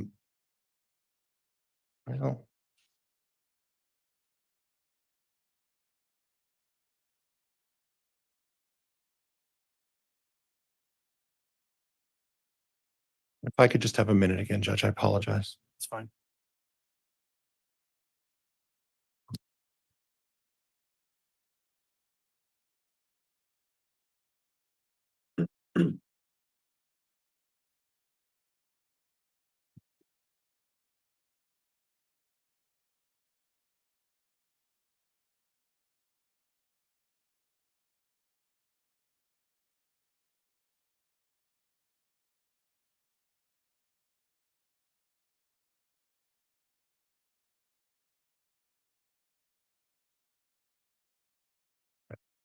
Now,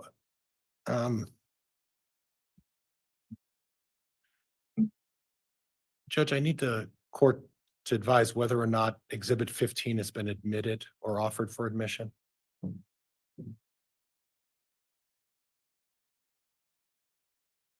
We'll check. No. And I guess I have to pull this out and Judge ask that the court, I think this is by stipulation of the parties. Exhibit 15 has been stipulated by the parties to be admitted, and I'd ask it to be marked and accepted with the court, Exhibit 15. All right, I'll confirm with the state.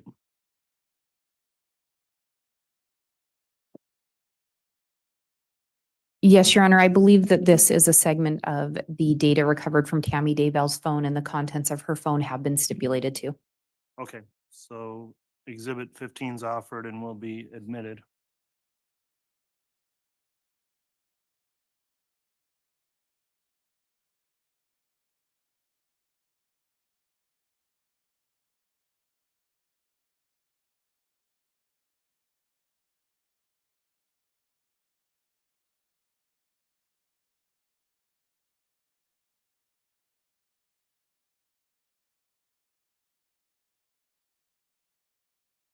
Now, before I go into Exhibit 15, Officer, you discussed that you did a lot of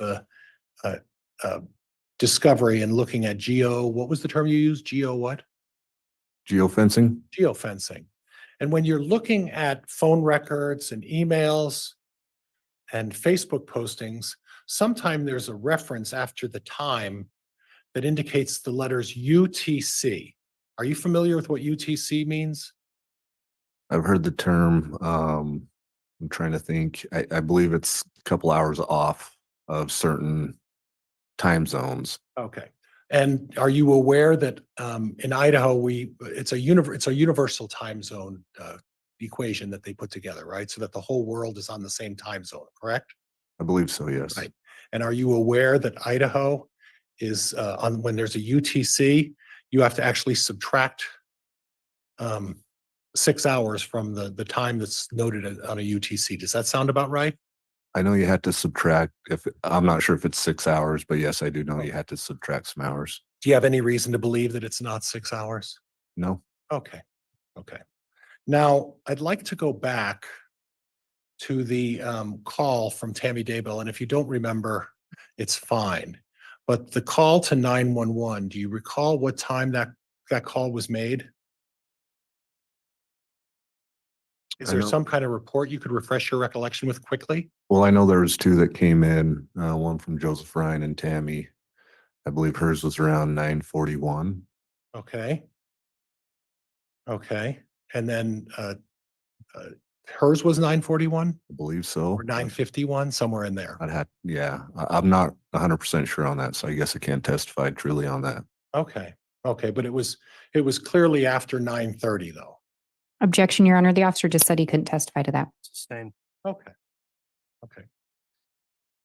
Judge, I'd like to put up Exhibit 15 for publication. You may publish. I'm ready, Judge, whenever the clerk is.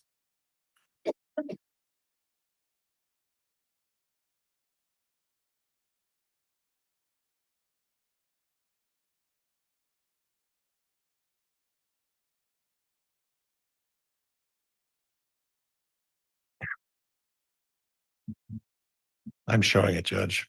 I'm not sure what. All right, we'll see if we could get someone to maybe take a look at. Oh, I think we're there. Okay. I just had to wiggle a little. I had to wiggle the cords a little bit. Okay. So can you see that from your screen, officer? Yes. Okay. And I would represent to you that this was off of Tammy Daybell's account, stipulated by the parties as a retrieval of her Google searches. Can you read the very first one? Search for a paintball gun, Okay, and paintball then guns.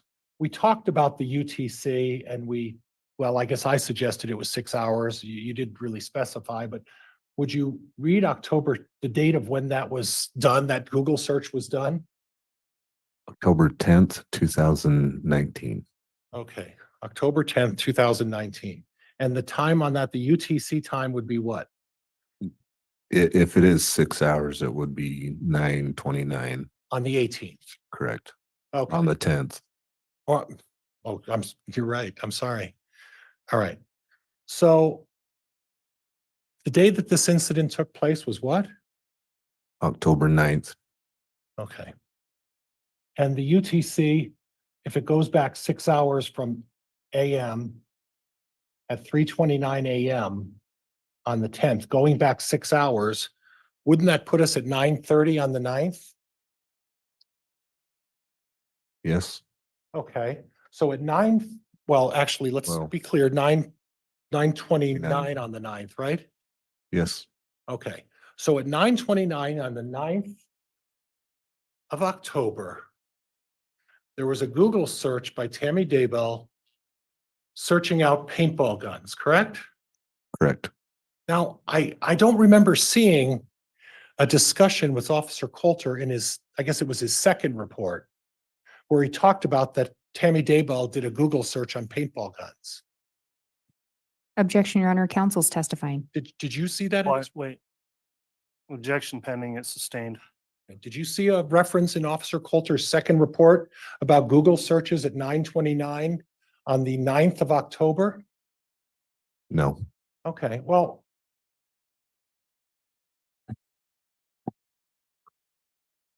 Your previous testimony was that Tammy Daybell made a 911 call sometime 9:41 is what you recalled.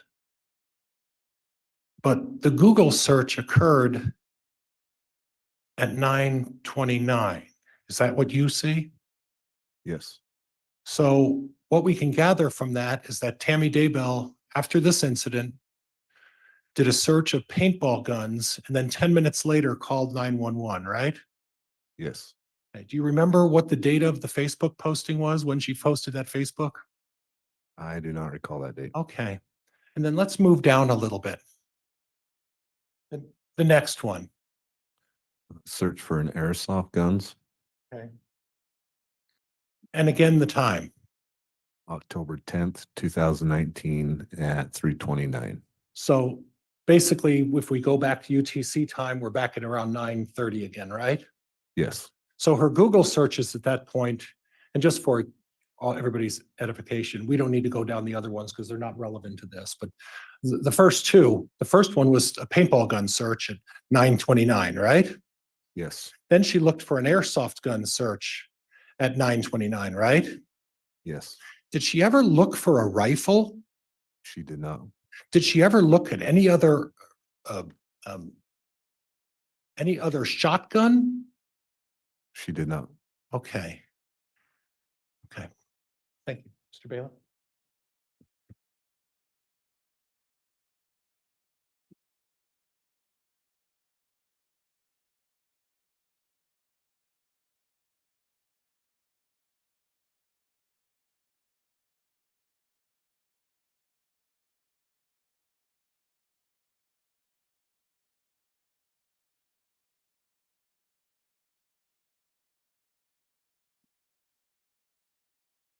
Nobody was there from your agency at the time of this incident with Tammy Daybell and this person. Is that correct?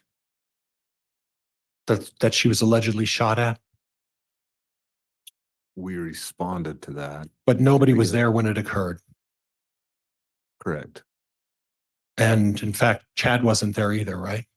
Objection, Your Honor, calls for speculation. Sustained. Well, you know from the report that Tammy talked about Chad and Garth coming out afterwards, correct?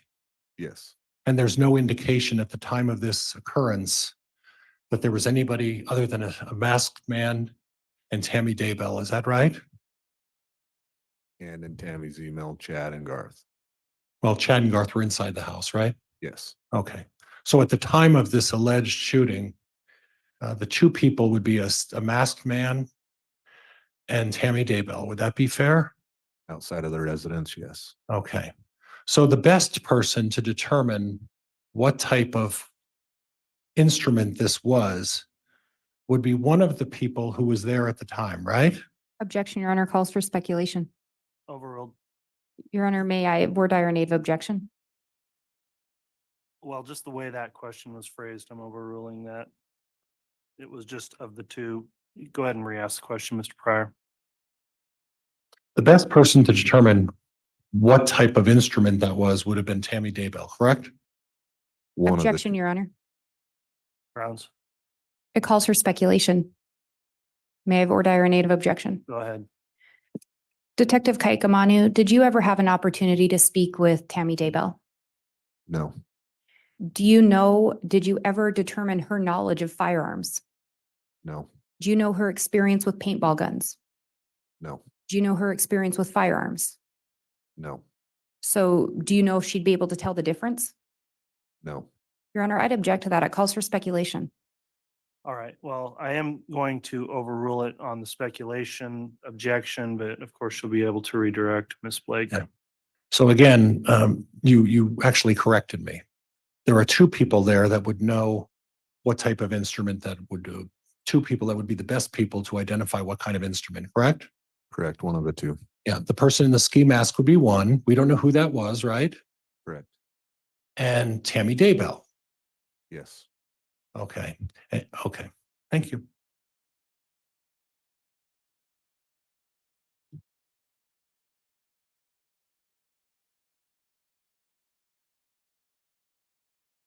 Officer, or Judge, I'd like to now go through on the Elmo Exhibit 107, if I could. You may. Thank you, Your Honor.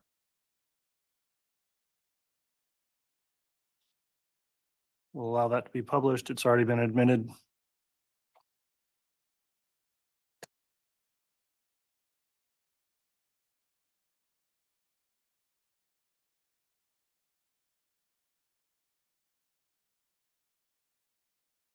And obviously during your talk with the prosecuting attorney, this has already been admitted and you went through that. You recall that, right? Yes, Now, as part of your examination, you provided records from Fremont County Sportsman's Club, right? yes, And you did the start date of sometime of 10/16, is that right? Is that what you recall? the start date of, Of when the documents that you provided to the prosecuting attorney? The first entry on there, it looks to be about 10/16. Am I mistaken? I'd have to relook at those. Okay, Judge, could we show this to the witness to refresh his recollection? When you're done, just hand it back. Thank you, sir. Yes.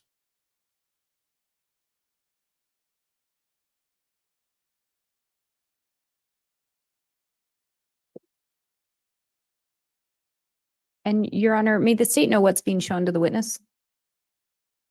Which exhibit did you just It's reference? their exhibit of the entries to the visits to the sportsman's, I don't want to misstate the name of the organization, Sportsman's Gun Club. Thank you. That is exhibit 390A. I'm sorry, 396A.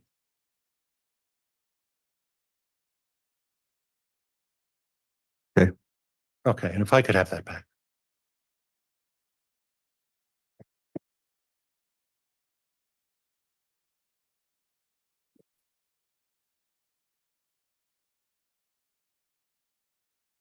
Now I'm looking at this exhibit and it appears that it starts on 10/16. Is that right? That's correct. Okay, now, did you happen to take the time to look at the entries prior to that time? Prior to 10/16, yes, You did. yes, And Alex Cox arrived in Idaho from what you learned from your investigation about when? on the 1st of September. So on the 1st of September, so after arriving, as part of your investigation, what did you discover from September 1st to October 15th in terms of the number of times that Alex Cox visited the gun range? Give those dates one more time. September 1st we'll just make it October 15th. So Alex Cox, from my knowledge, was at the gun range in St. Anthony from October 7th to the 16th. Okay. And you don't have any entries of him being there in September? Not at the Fremont County gun range, no. Do you have him at any other gun range in the month of September? I believe there were some in Rexburg, Idaho. Okay. And when you say some, that would indicate that there were more than 2 or 3. Is that right? Correct. Okay. So he'd had a habit. You also had an opportunity to review the searches of Alex Cox on his computer as well, correct? I don't believe on his computer. You no. didn't review any of that? I reviewed some of the Homer J. Maximus. I'm not sure if that was off of his computer or not. Okay. But as part of the Homer J. Maximus, are you aware that Alex Cox had been looking at weapons as early as 2017? I was not aware of that early. No. Okay. Well, how early were you aware of when he was looking at weapons? September, October of 2019. And that's because that's when you went, that was your reference point. September 1st is when you started your reference point, right? What I looked at, yes. Yeah. So you didn't really go back and look at all of the searches that Alex Cox conducted prior to September of 2019, right? I did not. Okay. Okay. But you are aware that Alex Cox has a history of engaging in the use of guns or other weapons on folks, right? Objection, Your Honor. States facts not in evidence. Overruled. Are you aware, and I'll rephrase that, you're aware of the situation regarding Brandon Boudreaux, right? Yes, And you're aware that it's alleged that Alex Cox at a long distance shot at Brandon Boudreaux, correct? yes, Okay. And you're aware of Charles Vallow, correct? yes, And you're aware that Alex Cox took a gun and at close range murdered Charles Vallow, correct? yes, And you're also aware that in both of those instances, Chad Daybell has not been criminally implicated in either of those cases. Is that correct? yes, And Chad Daybell has not been charged in either of those cases. Is that correct? correct. Are you aware of any other instances where Alex Cox engaged in conduct towards other people with the use of any kind of a weapon? Of a firearm? Any kind of a weapon? I know that there was an incident with Lori's. Objection, Your Honor. May we approach? Yes.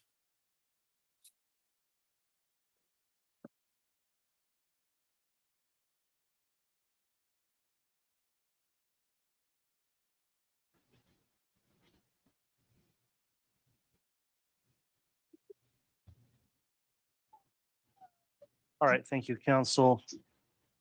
Oh, like a We took Roach up Motel? a evidentiary ruling outside the presence of the jurors. Mr. Pryor, you may continue with your cross-examination. So we talked a little bit about the fact that you're aware that Alex visited the gun range in September of 2019, right? Yes, You're not aware of whether he had visited or went to any gun ranges when he was living in Arizona 6 months prior. You didn't look into that. Is that right? that's correct. Okay. Now, officer, on your, this will be tricky. On your Homer J. Maximus, you talked about a number of searches that, and you recall that, correct? Yes,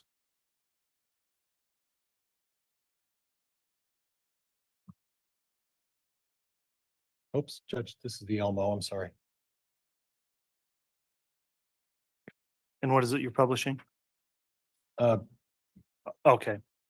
This is part of exhibit 107B. And this talked a little bit about the gun and the distance and everything else, correct? yes, And what I'm wondering about is that the first one that says the Grendel drop 100 to 200 yards, correct?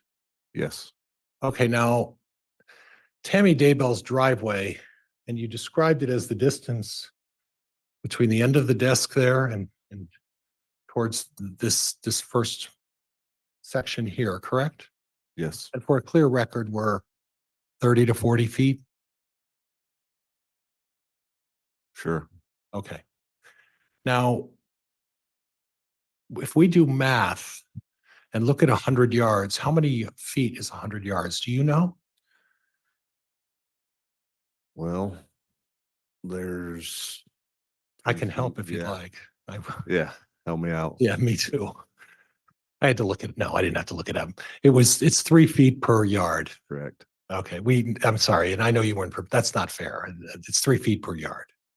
Okay, you know Yes. that, right? So if we're looking at a Grendel drop, we start at 300 feet, right? Okay. And then if we go to 200 yards, we go to 600 feet. Would that be fair? Yes, Now, none of those feet distances really apply to Tammy Daybell's driveway, right? not her driveway. Okay. And then the 100 yards to 300 yards is the same thing, 300 feet to 900 feet, correct? Yes, So obviously what he was looking at this point is the distance on how to put a rifle and the amount of drop after you shoot it, that the bullet drops after a certain distance, right? yes. And when was this in October? This was searched October 8th. Okay. And, you know, when I looked at this, I was curious, is there any indication that Alex Cox purchased a big game hunting license in October? That I am unaware of. Okay, and would you agree with me that October is also hunting season for various big game? It is hunting season, yes. Okay. And then he looked at, and you could use a Grendel for a hunting gun, is that correct? You could, yes. Yeah. Okay, and if you were to purchase pants and just trying to just conceal yourself while you were out hunting, it wouldn't be inappropriate to buy different various suits to conceal yourself. Would you agree with that? Yes. Okay.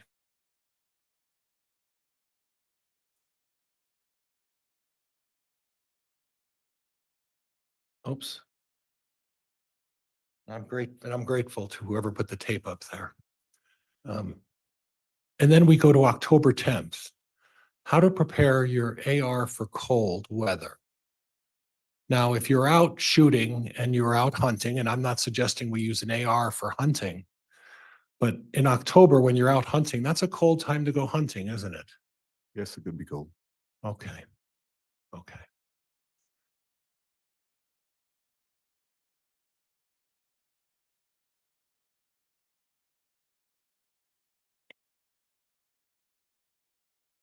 And then we talked a little bit about the ghillie suit, and potentially that could be something that could be used as a hunting outfit when you are out in the game hunting, right?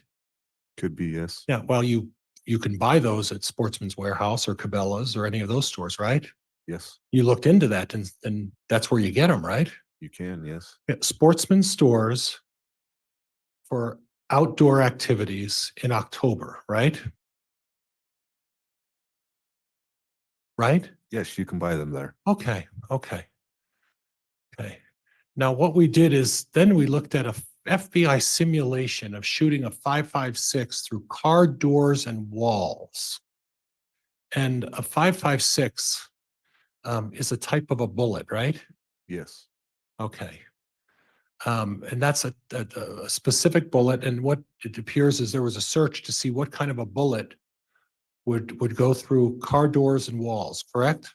yes, And then you would also see what kind of caliber under that would penetrate a windshield, correct? yes, Now we know that the allegations about Alex Cox is that he took a shot at Brandon Boudreaux, correct? yes, And in relation to Lori Vallow, Brandon Boudreaux was Lori Vallow's,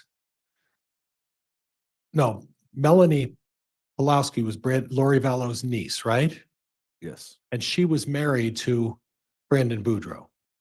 yes, So Brandon Boudreaux was the male spouse of Alex Cox's niece, Melanie Pulowski, right? Correct? yes, Okay. So Alex Cox took a shot at the male member of the relationship between Melanie, Lori's family, and the male, right? yes, And then Alex Cox murdered husband number 4 by taking a gun and shooting him at close range. And that was Lori Vallow's husband number 4, correct? I'm not sure what husband it was. Okay. Well, she's had But- 5, right? Okay. Well, do you know that? I'm not 100% sure on how. Oh, that's okay. That's okay. Okay. So, but we do know that Alex Cox is accused of murdering Charles Vallow, correct? Yes, Okay.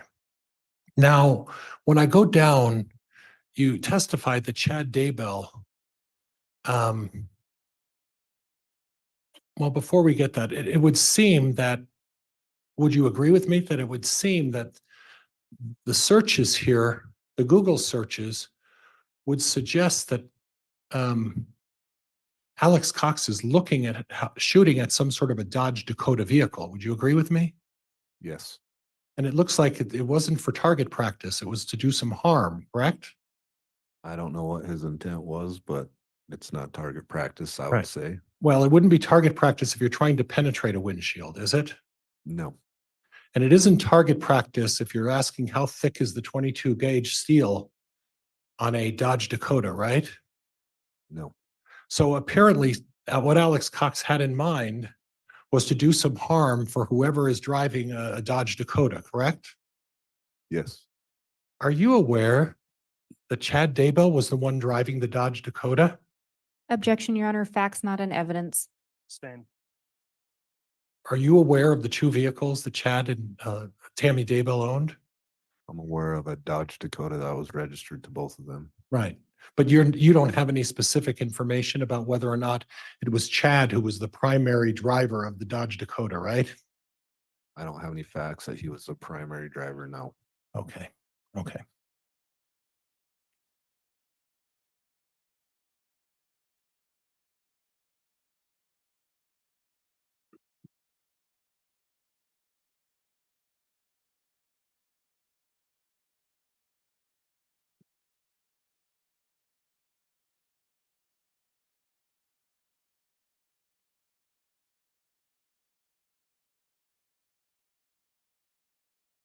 Now, as part of your investigation, you talked a little bit about phone records, right?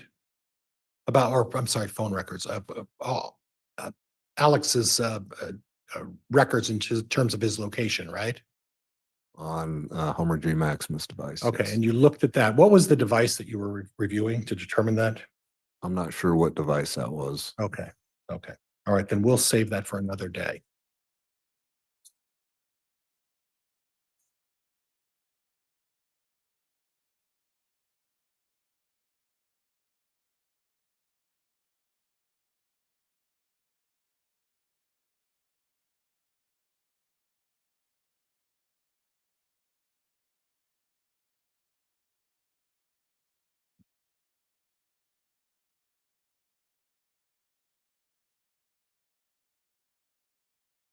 Now, Judge, previously, we stipulated and the court entered exhibit number 14. I'd like the court's permission to go over exhibit 14 with the witness. All right. Has that previously been admitted? Judge, I have it here with a stamp on it. I think we had already established Yes, Your Honor. I think, established and stipulated to it, Judge. I'm sorry. and the state had reviewed this. It's my understanding these are the extracts from Tammy Daybell's phone or contain extracts. I think it's actually a police report referencing those extracts from her phone. Okay. It's been admitted, so it may be published. If I could just have a moment, Judge, I'm sorry.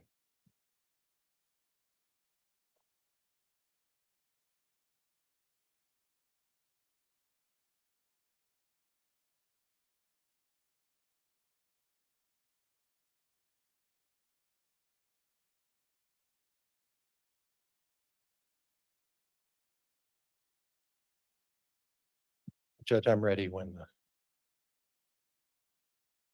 Your Honor, I hate to do this, but can we briefly approach? Yes.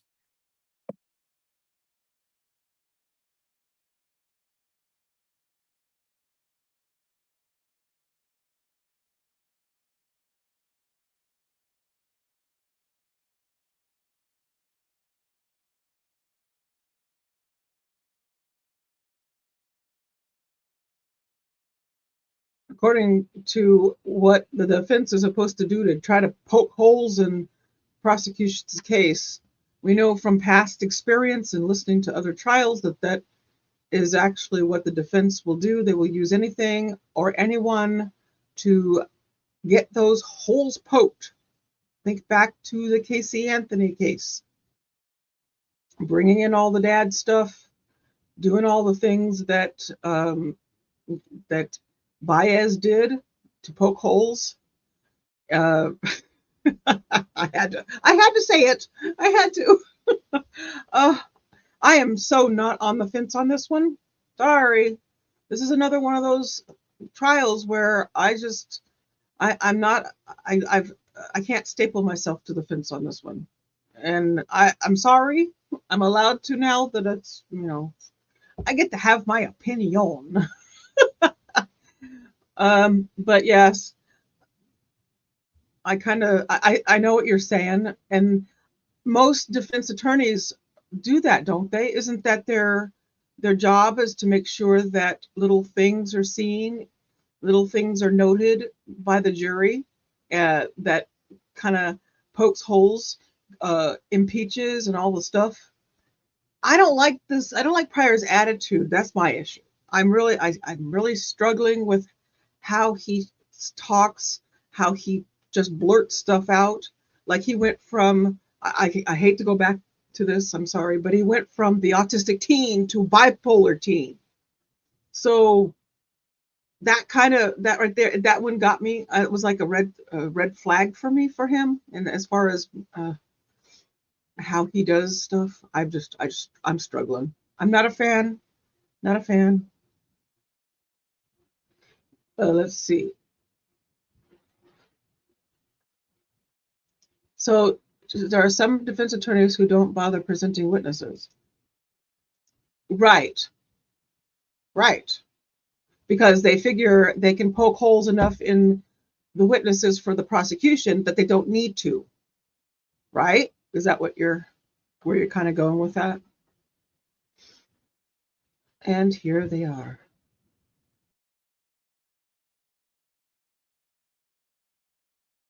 All right, counsel, before publishing that particular exhibit, we just redacted an identifier mark from that we caught. So you may go ahead and publish when you'd like, Mr. Pryor.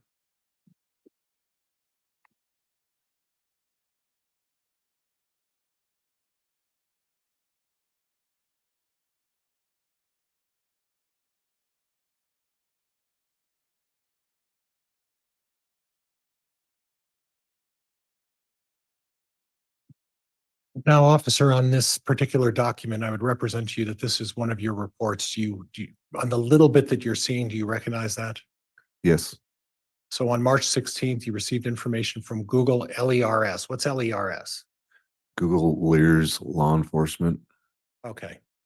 And you asked for information attached to this, and this was information that you were getting regarding Tammy Daybell's email account. Would that be fair?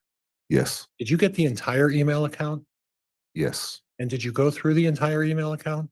Yes. And you reviewed all of the emails and you made a determination as to which ones you in particular felt were relevant to this case. Is that right? Yes. Okay. And then you said after looking at the emails, you didn't include the ones that were significant. And there were photos, emails, chats, the information that I found relevant to the investigation, you see attached here, correct? Yes. Okay. And then would you read the line that starts in the email folder are chats? Would you read that one for me? In the email folder are chats between Tammy and Mark while on his mission. Want me to read the whole? If you would, if you don't mind. There are also chats between Mark, Tammy, Seth, Garth, and Emma. During some chats, it is very clear that chat is messaging. In the chats, it is also clear that chats are coming from Tammy's email. Okay. And then I'll go to the next line saying, looking over the inbox of Tammy's email, it shows, oh gosh, I'm so sorry. Let me get a record, right? Looking over the inbox of Tammy's email. It shows the first section as chats, mainly with Mark, while he is on his mission. In the chats, it does not show the time or date when the chats are taking place, right? Yes. Okay. Then the line below, why don't you read the line below for me? While looking over the chats, there are several that lead me to believe Tammy, along with Mark, Emma, Garth, Seth, and Leah, have knowledge of the belief in light and dark people that Chad talked about and believed. Okay. So what I gather from that is your assessment in the reports that after you reviewed all of the emails and you said you reviewed them all. Yes. That's a significant job. Yes. And in reviewing all of those, you came to the conclusion that the Daybell, Tammy Daybell, Chad Daybell, and his 5 children had knowledge of the belief in light and dark people. Yes. And the light and dark is a religious reference that's mentioned by Chad, right? Yes. It's mentioned by other people in this case, right? Yes. It's also mentioned to some extent in predominantly most religions. Would you agree with that? Say that again. Predominantly in most religions, there's a reference to light and dark, right? I can't testify that. 'Cause I Okay. don't know all the religions. Okay, and then the religious practice that these folks practice, that Tammy and the children and Chad practices of what faith? LDS. Okay, okay.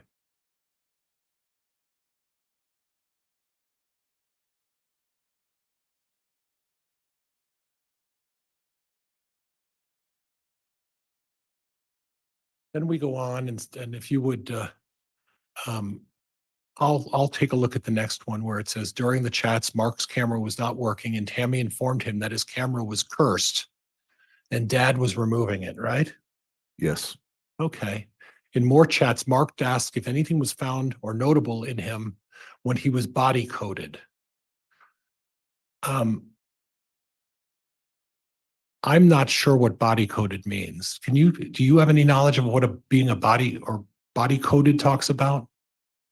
No. Okay. Okay. But it was Mark who was talking about the body coding. Would that be your assessment? Yes. Okay. And then Tammy responds, you has a lot of weapons, negative chords and curses, plus trapped emotions. We cleared out quite a bit. We'll do that more regularly for you. So second to the last sentence says we cleared it out, right? Yes. That would you believe that was Tammy and Chad who were clearing out these negative chords and curses? In this email, yes. Okay. And then we'll do that more regularly for you. And again, we'll do that more regularly for you. That implies that it was both Tammy and Chad talking about helping them clear out these weapons, right? Yes. Okay. Then we go down to the next one and it starts with on another chat. Chad said, Mom and I taught 12-year-old Sunday school yesterday. Canyon Scott's actions confirmed he is 4.2 dark. You see that? Yes. Do you have any knowledge as to whether Canyon Scott is dead or has been murdered or any investigation into that kind of a matter? I have no knowledge of that. Okay. And do you know who Canyon Scott is? I do not. Okay. But obviously, it's someone who attends church or attends Sunday school where Chad and Tammy went to their Sunday school, right? Yes. So we could presume that it was someone in Fremont or Madison County, right? Yes. Okay. And then it goes on, I will enjoy watching his growth to world terror and domination. And then Emma replies, I like Canyon though. I'll slow down. I'm sorry. I'm so sorry. The next line is, I will enjoy watching his growth to world terror and domination, right? Yes. Emma replies, I like Canyon though. Tammy and Chad reply, unfortunately, he's already influencing Will Dowling. Who's Will Dowling? Do you know? I do not. Okay. Then Mark goes, I like Jose and I can't pronounce that last name, Ojeda also. Then Mark says, darkness is interesting. And then Tammy and Chad both say, maybe they are influencing you too. They are charming, right? Yes. So we don't have any information about Jose Ojeda or anything about him, any criminal activity associated to his demise, right? Not that I'm aware of. Okay.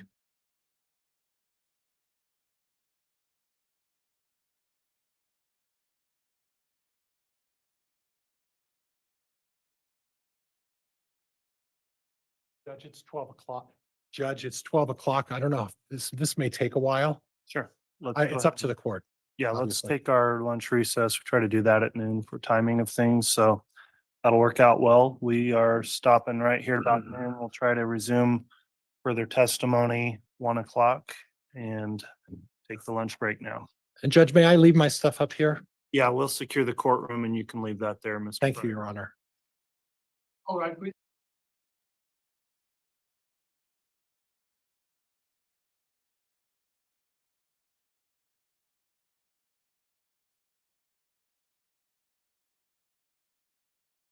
All right, we can have the jurors brought in, please.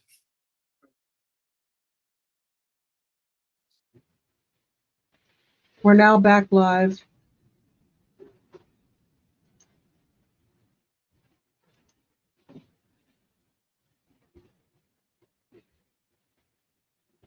Jurors are being brought in.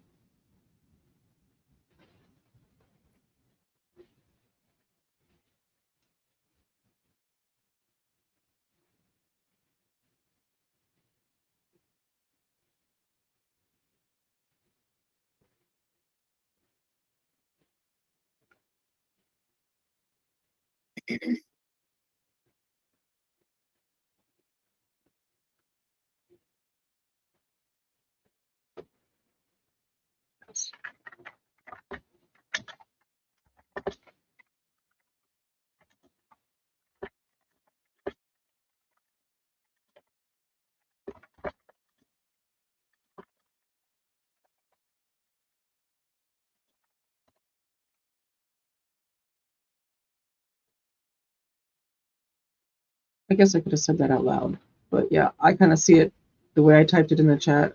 I see a lot of faiths that come from other faiths. I call them faiths. I'm trying to not use religion, but I mean, beliefs, whatever. But the light and dark thing that we're learning in this and the numbering and all that stuff, that came from Chad, straight from him. That was his stuff that he was teaching in those seminars and conferences and whatever it was. And those who are the ones around him, surrounding him, are believers of that stuff. But that's not the LDS.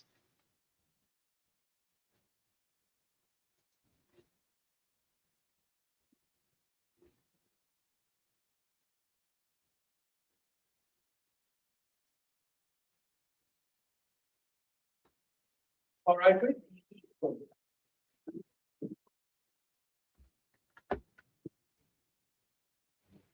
All rise. I'm going to put a quote in the chat from the LDS Church.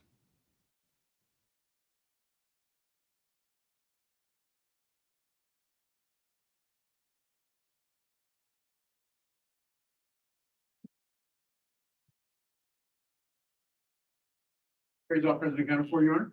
Thank you. Please be seated.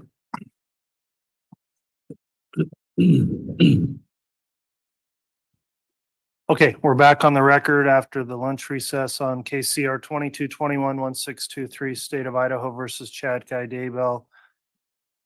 Continuing with cross-examination of Detective Kaaiakamanu. Mr. Pryor, if you'd like to continue with cross, you may. Yes.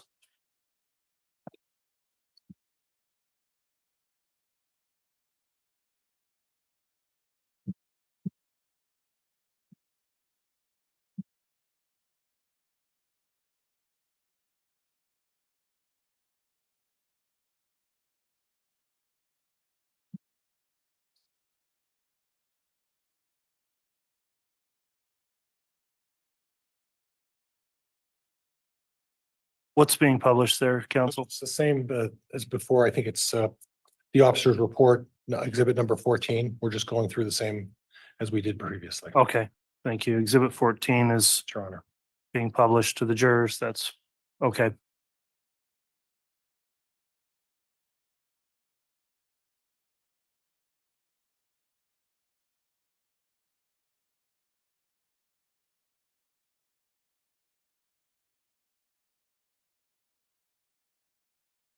So, officer, again, in your report, you noted that these were relevant to your investigation. They're emails from Tammy's email account from someone named Julie Rowe. Is that right? Yes, And it looks like the emails are to Tammy. And it says something about support springcreekbooks.com, March 12, 2019. Do you see that? yes. Okay, so if you would be so kind as to just read from Chad down to Julie for me. Chad, I met with the state president last night and he has requested we stop publishing all my books. I told him I do not have the rights to the books and that my publisher has those rights. He asked me to contact you to request that we stop publishing. He has asked me to copy him on this email and send him your reply. Yep. He also asked me, he also said he is going to contact your stake president, Julie. Okay. So do you know what a stake president is? I believe the stake president is over the stake of a ward, of the wards. Okay, and is that, and I'm not familiar with this, but does that mean there's a number of wards or groups that are like neighborhoods? And the stake president overlooks a number of these wards? Is that what it is? From my understanding, yes. Okay, do you know who the stake president was in this email? I do not. But it appears that they're telling Julie Rowe. You know who Julie Rowe is? Throughout the investigation, her name came up, and also known as a publisher or a book writer. And she was someone who put on presentations all over the Arizona, Utah, Idaho area about preparedness issues, right? Yes, And she published books about that as well, right? yes. And is there anything in the indication of your review of the emails why a stake president would inject himself into the publishing of books? I'm not sure on that. And then, and again, told Julie Rowe that her stake president is going to contact Chad's stake president, Correct. right? Correct? Correct. Okay.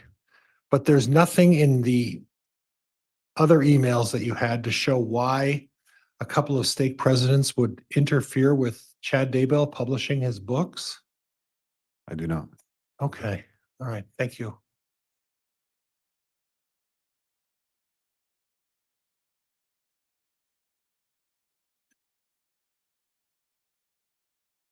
The next one we're talking about is from Tammy to Mark, and Mark again is Tammy's son, Mark, right? Yes. That's the youngest son, if I remember right. Yes.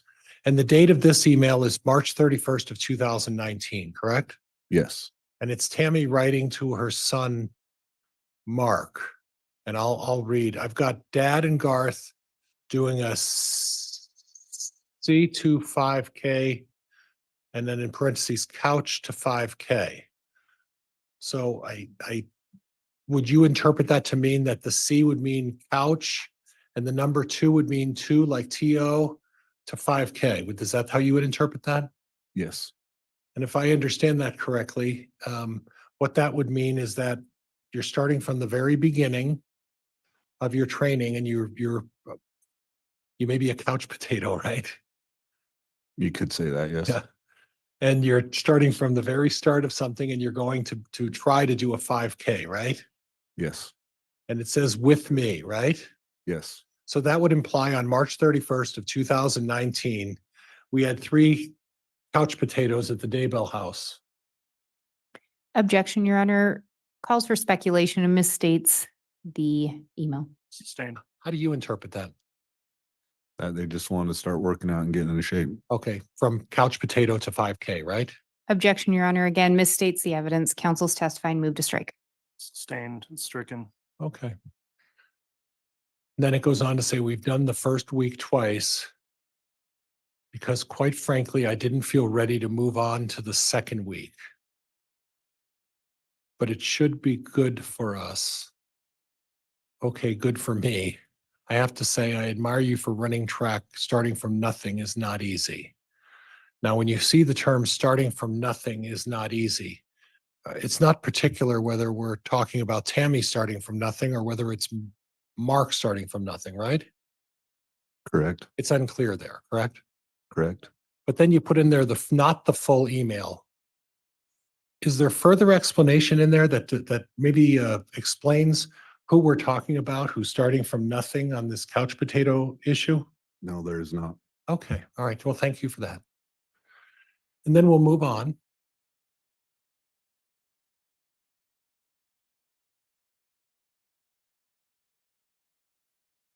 And it's from Tammy to Mark again on April 14th, 2019. I tripped over the duck gate on Saturday and landed hard on my right hand. And the bucket of eggs I was carrying, it hurt so bad, I just lay in the driveway and cried. Then I got up, cleaned up the egg mess with my left hand and went in the house to find Dad. Luckily, Luckily, I seem to have only bruised it. Of course, Dad blessed it, so it may have been worse. Okay? And there's nothing, what's the evidentiary issue of this?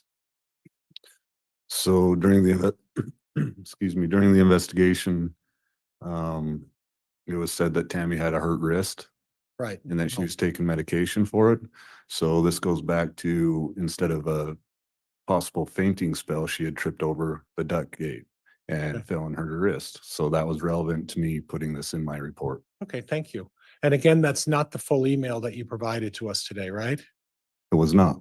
Okay, and was there any further explanation that as to what caused Tammy to trip? She tripped over a bucket. Okay, did she trip because she had a dizzy spell? Did she trip because she had a seizure? Well, this says I tripped over a duct gate. So she Okay. had tripped over a duct gate, causing her to fall. Okay, so we don't know if it was just she ran into the duct gate or she had some sort of medical condition that caused her to trip over the duct gate though, right? Objection, Your Honor. Calls for speculation. The email speaks for itself and asked and answered. Sustained. You don't know all of the facts behind what centered around the reason for the trip over the duct gate. Would that be fair? Objection, Your Honor. Calls for speculation. Again, the message speaks for itself. I'm not asking him to speculate. I'm just asking whether it was explained, Judge. Overruled. In this email, I would just take it as she tripped over something. Okay, all right, fair enough. Thank you. And then lastly, from Tammy to Mark on April 28th, Dad is in Houston and won't be back until Monday night. So you'll just have to get to talk to me tomorrow. And what's the significance of that? So on this one, this correlates with some of our other records showing that Chad was in Houston, and that Tammy was home alone. Okay.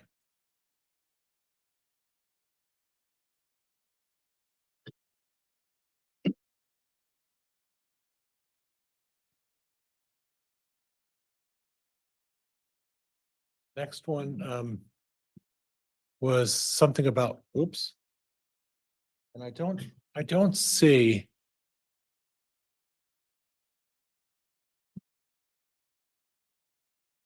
Something that identifies the date, but it was something about a zone conference. Do you know what that was about?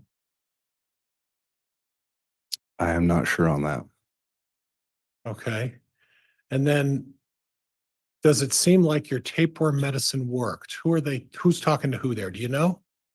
I would believe Tammy is emailing and talking with Mark on this one. Okay. So it's Tammy who's suggesting that there was some tapeworm incident. She was having some sort of malady. Correct. This might be a continuation of the page before. Okay. Possibly. And the page before would have been this malady with the tapeworm, would have been on the 28th of 2019. Would that be fair? Correct. Yes. Thank you for clearing that up. Okay. And then she goes on, I guess I should ask you, is that Tammy who said, I haven't slept well since Dad has been gone. I'm hoping to sleep well tonight. Yes. Okay. Okay.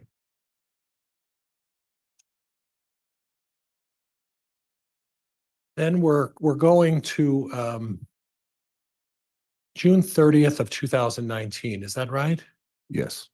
And then let me read this and then I'll talk to you a little bit about that. Another adventure we had this week involves a raccoon. Last year we had skunks. This year a raccoon. We thought stray cats were getting into the cat food, but nope. Garth saw it one night and it was a raccoon. We borrowed a little trap from Matt Price, but when Garth went out to check it that night, the raccoon ran up the tree by the trap. It was huge.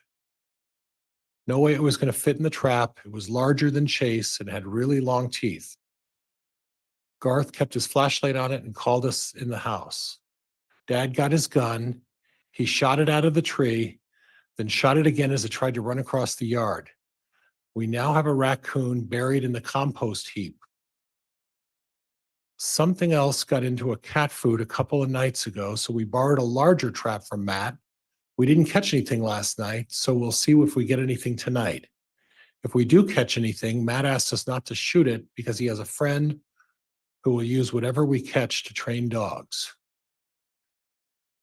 Joel is, I think that's Nickel, told me they've got a couple of raccoons and skunks they've been trying to trap, and some coyotes have been eating chickens at houses over by Jordan Graham's house.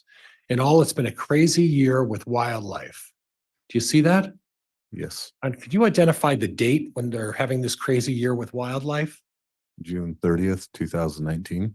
Okay, and the allegation with Chad Daybell is that there was an email that the prosecutor has alleged may have a different meaning, but that was September 30th of 2019, correct?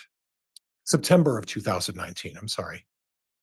I guess I'm unaware of what email you're referring Okay, to. well, would it be fair that the allegations are that they discovered JJ and Tylee's body and that they are presuming as part of your investigation that they were buried in Mr. Daybell's property in September of 2019? Yes, Okay, and there was some email by Chad Daybell that made mention of a raccoon. You recall that? Objection, Your Honor, misstates the evidence. Abstain. Okay. So from what I gather, the allegations about the children being buried on Chad Daybell's property was the same year as this email as well, correct? yes, And we're on June 30th of 2019. And the allegations against Mr. Daybell relate to around September, sometime in September of 2019, correct? yes, So 2.5, 3 months later, there's at least two references about raccoons. Would that be fair? yes. Okay. And there's a reference that they buried this raccoon in a compost heap. Where's the compost heap on Mr. Daybell's property? Do you know? I'm not sure about Okay. that. All right. And then we go on to July 7th of 2019, right? Yes, Here is the second raccoon. The first one was shot. Garth said this one is smaller than the first one. I like how the kittens are looking at him too. Okay, and that's from March 7th. And that's also relating to this raccoon issue. Would that be fair? yes, Okay.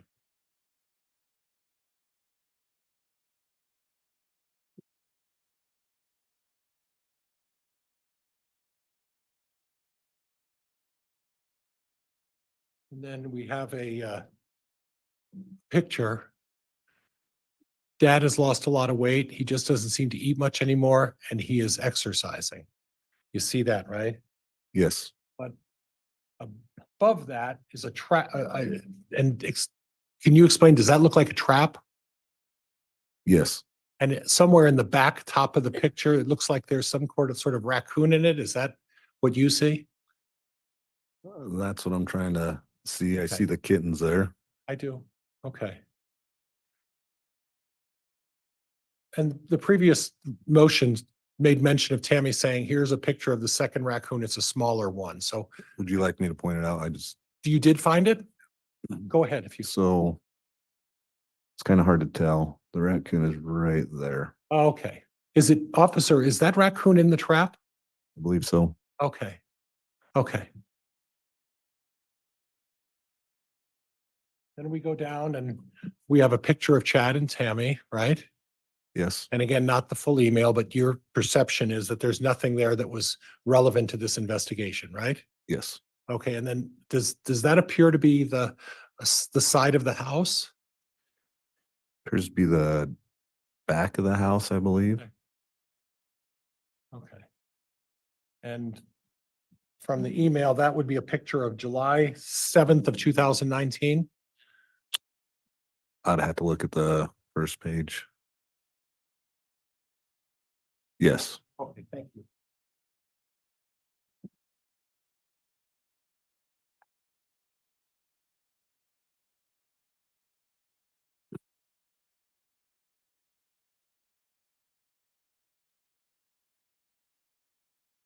August 4th of 2019. Dad is in Arizona. He's speaking to a small group on Sunday night and at a girls' camp on Monday night. He flies home on Tuesday, right? yes, And that had reference to the August 4th meeting with Melanie Gibb and Lori Vallow and all of the ladies who met Sunday at a girls' meeting at Lori Vallow's house. Is that what that was about? Yes, I believe so. Okay, okay. But that's not the full email, but again, you determined there wasn't any relevance to anything else. Would that be fair? Yes. Okay, thank you. Okay. Then we go on again, and we talk about from Tammy to Mark, again, Tammy Daybell to Mark on September 15th of 2019, right? Yes. And this was about a month before Tammy passed away. Would that be fair? Close to, yes. Okay. And she says, this was taken on Saturday. Joe planted potatoes in his garden. I had been sick in bed all day with a really bad cold, but I put on a hat and went over to pose for this picture so it looks like I'm really a real Idahoan. But I went right back to bed after we took it. I'm still sick today, and my nose won't stop running. I will go to work tomorrow, though, because I am helping with testing, and getting sub work would be more trouble than it was worth, right? Yes. Okay. And then there's some mention of continue whining. I burned my arm today when taking some rolls out of the oven, right? Yes. And the relevance of this is that it was just mentioning that 3 weeks before 3 weeks before Tammy passed away, she was sick for one day and basically was sick the entire next day and just got up and made herself put on a good face and made herself and go back to work, right? Yeah. Objection, Your Honor. Counsel's testifying. I don't hear a question there. Abstain. She wasn't feeling well that day, right? Correct. It appears that she was sick the following day, right? Yes. She spent a significant amount of time in bed, Yes. and she put on the courage to go to work on Monday, correct? Yes. Okay. And then the one, your mom came to visit us Friday night and Saturday morning. Under orders from Grandma Cooper, I'll let her tell the story. What's the relevance of that? So the relevance to that is from Ron Douglas to Mark, which Okay. Ron Douglas is Mark's grandpa. Okay, Through our investigation, Tammy did not drive very far alone. And so it was important enough for Ron, the grandpa, to email Mark and say, hey, your mom came to visit us, which they live in Utah, which is 3.5 hours away. And she drove all by herself. okay. And this was October 6th of 2019, right? Correct. And you were aware that the reason Tammy Daybell didn't drive by herself is because of some medical concerns about her balance and. Objection, Your Honor. Counsel's testifying. Facts not in evidence. Move to strike. Abstain. Are you aware that the reason Tammy Daybell didn't drive is because of some medical concerns she had for herself? No, I am not. Okay.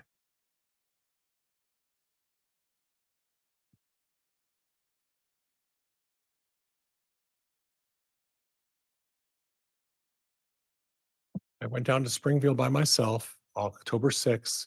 I drove there by myself and then drove home by myself. I'm a big girl now. I can tell you more about this in a bit, right? Yes. So by your indications, you're suggesting on October 6th, 13 days before her death, 12 days before her death, that she was able to drive. Is that what this is about? That's what she's emailing Mark. Yes. And was there any indication that prior to that time she didn't drive or that she was concerned about driving? Long distances. Yes. Yeah. Okay. Thank you.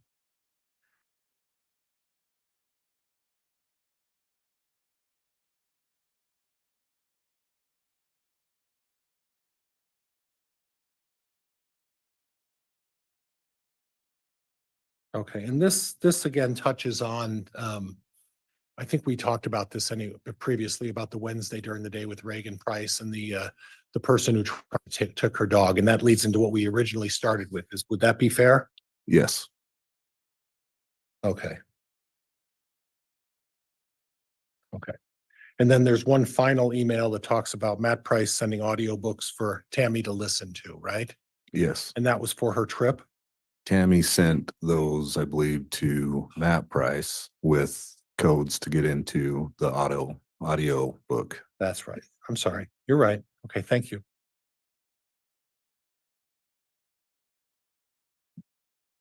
And if I could just have a minute, Judge, thank you. You may.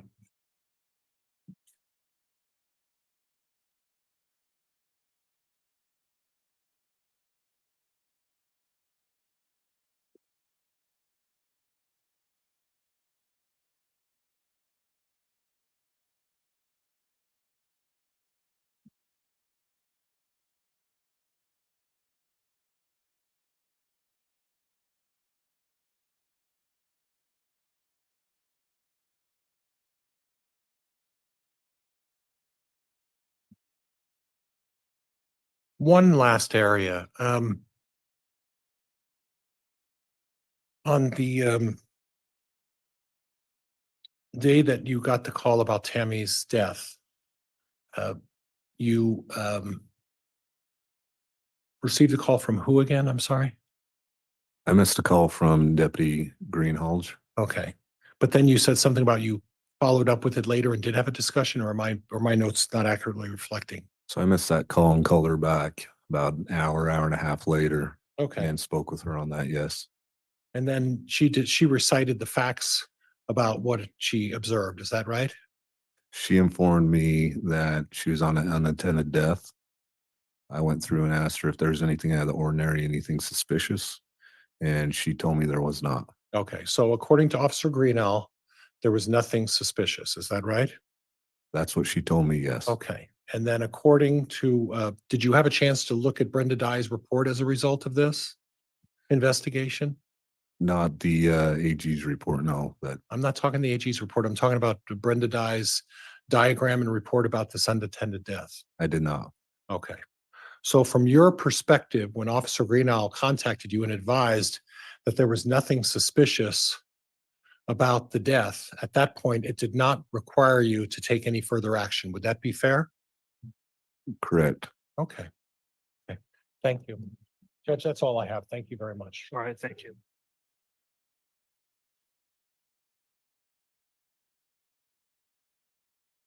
Oh, you're right.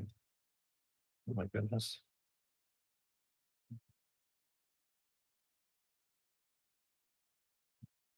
Okay, thank you. Wouldn't be able to make it without you.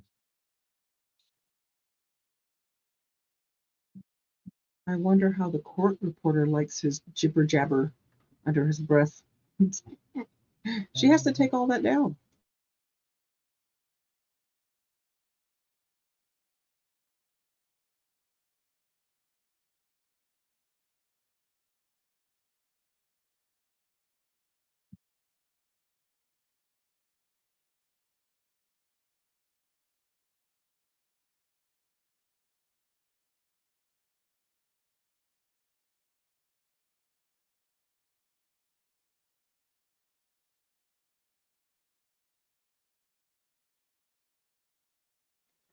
I think we're waiting on redirect.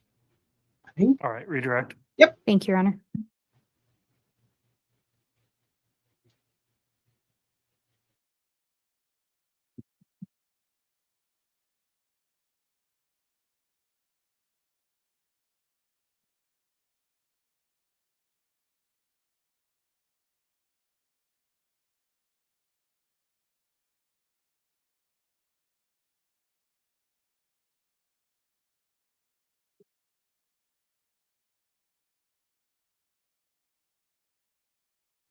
Toby, I have heard We're of him. gonna, I'm gonna start a little backwards here and start with that last exhibit.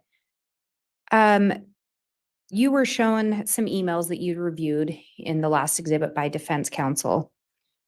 And there was some indication in there about people being light and dark. Do you recall that? Yes.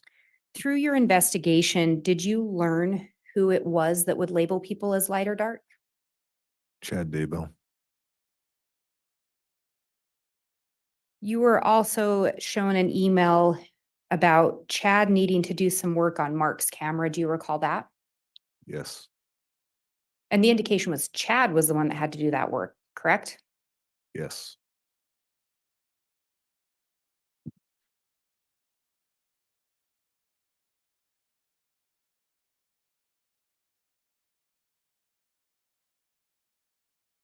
And I think specifically it referenced the camera was cursed. Yes. Mark wasn't at the Daybell residence. Is that correct? That's correct. Mark was on his mission. Yes.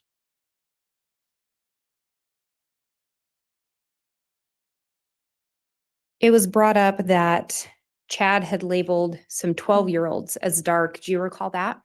Yes. You were asked if those kids are still alive to the best of your knowledge. Are they? The best of my knowledge, yes. I hope so. Were those Lori's minor children?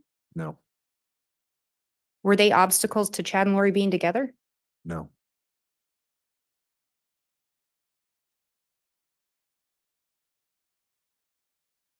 There was also an email on March 31st of 2019 where Tammy was talking about getting ready for a 5K. Do you recall that?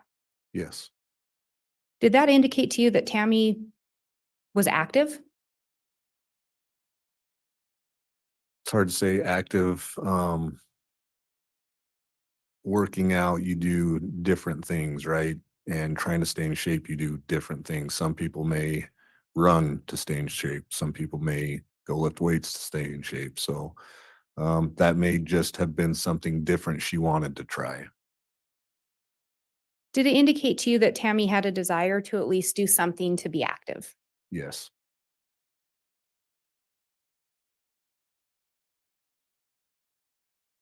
Then you were shown an email that Tammy sent to Mark on April 28th of 2019 about Chad being in Houston. Yes. And can you remind us what the significance of that was? The significance with that was we have information that Chad had gone there with Lori. And her emailing Mark saying that Chad's in Houston just kind of confirmed that. And later on in that same email, we see Tammy say, I haven't slept well since Dad has been gone. Do you recall that? Yes. So Tammy indicated she wasn't sleeping well and Chad was in Houston with Lori. Yes.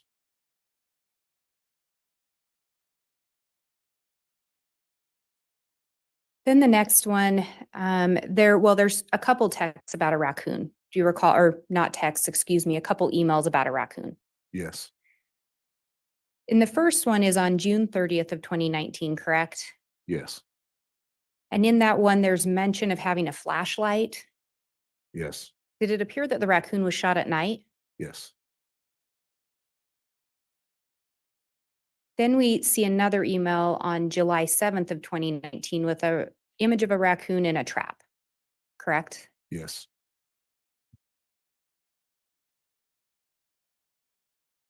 Do you recall ever seeing an email from Tammy to Mark about a raccoon in September of 2019? I did not.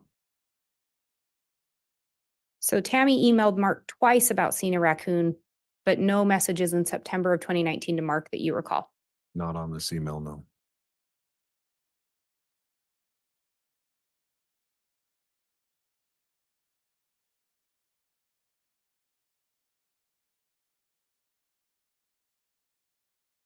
Then you were asked about the message from Tammy to Mark on August 4th of 2019 about Chad being in Arizona. Do you recall that? Yes. And in the message, Tammy indicates that Chad is at a girls' camp. Yes. Was he at a girls' camp? He was at a conference, I believe, at Melanie's or correction, Lori's house. So again, he was with Lori on August 4th of 2019. Yes. Do you recall when Charles Vallow was killed? July 11th, 2019.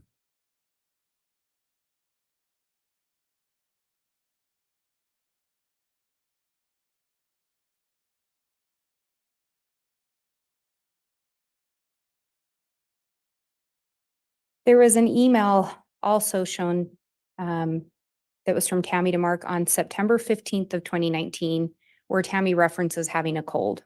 Do you recall that?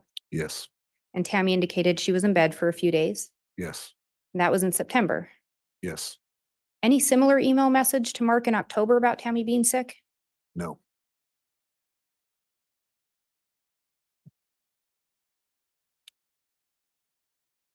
Then you're asked about some messages on October 6th, one from Ron Douglas to Mark and one from Tammy to Mark about Tammy visiting Springville, Utah. Do you recall those? yes, Through your investigation, did you learn anything about Tammy having a medical concern that kept her from driving? no, Through your investigation, did you learn who encouraged her to go to Springville that weekend? yes. And who was that? Chad Daybell.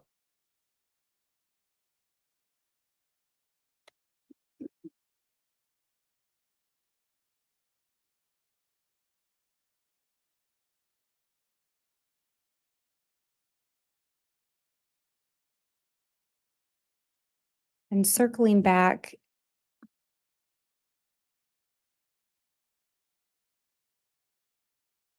Detective, do you recall the email, you've been shown it by both myself and defense counsel, that was from Tammy to Mark about the attempted shooting?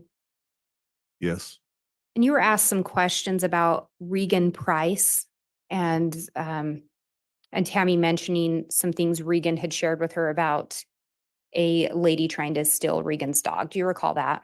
yes, Regan described a lady trying to steal her dog, correct? yes, Did Regan ever mention the lady having a firearm? no, Did Regan ever mention the lady being dressed all in black? no, You were asked quite a bit about the Daybell's driveway. How many driveways are at the Daybell residence? 2, And you were asked about a longer driveway. Would you consider that the front or back driveway or side driveway? the back driveway is a very longer driveway compared to the front driveway.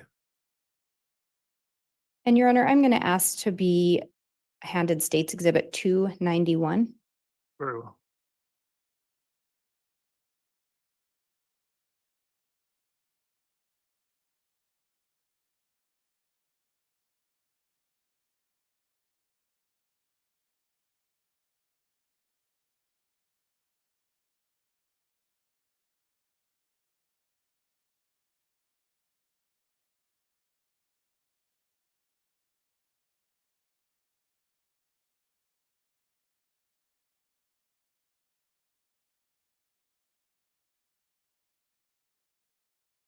And Your Honor, may I publish? You may.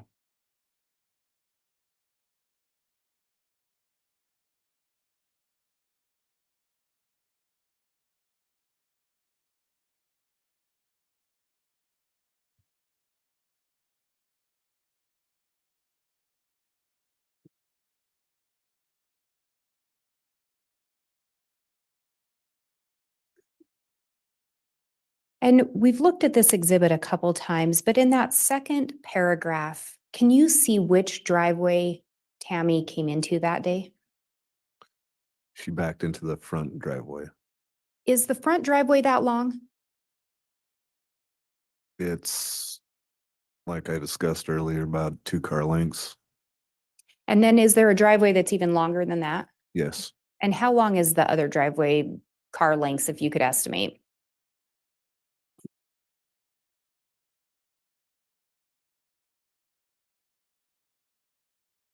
probably about 4 or 5. So quite a bit longer. Yes,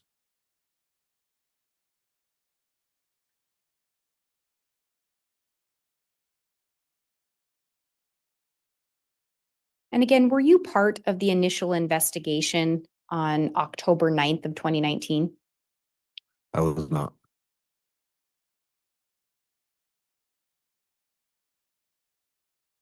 And again, in that message, put it back up.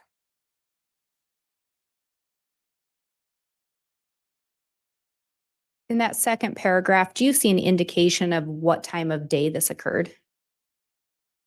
9:15. And that would be referring to PM. Yes, that's when the call came in around that time. And again, you're from the Fremont County area. correct? Yes. And October's in Fremont County, about 9 PM. Is it still light out generally? It's usually getting about dusk.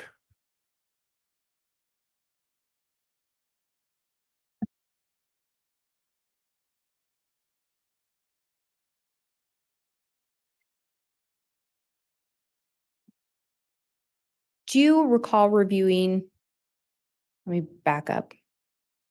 Would it surprise you to learn that there was no report by Deputy Cannon where he referenced having searched for paintball guns with Tammy Daybell? Would it surprise me that there was no search with that? That there was no Google search done for paintball guns? Overruled. No.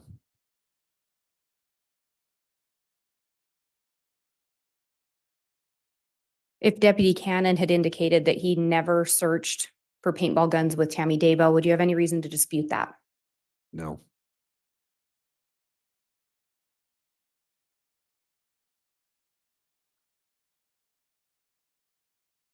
I think we talked about this a little bit earlier, but do you know how familiar Tammy Daybell was with firearms? I do not know how familiar she was with them. And council talked about some searches that were done by an email associated with Tammy Daybell regarding a paintball gun and an airsoft gun. Do you recall those? Yes. From your review of the October 9th investigation, did Tammy Daybell ever produce any photo saying this is the firearm? No, she did not. And yet she didn't do any search for a rifle, did she? That you're aware of? No.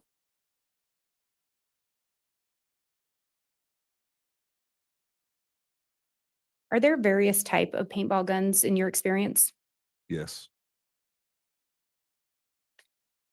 Your Honor, I'm going to ask to have the witness shown States Exhibit 282. And Judge, I believe this is the image that we stipulated to council. Is that correct?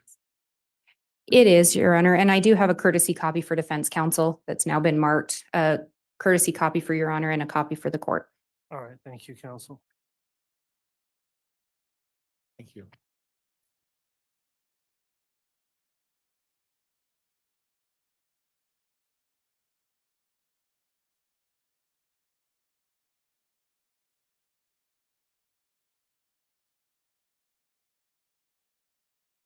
And Detective, have you seen this image before?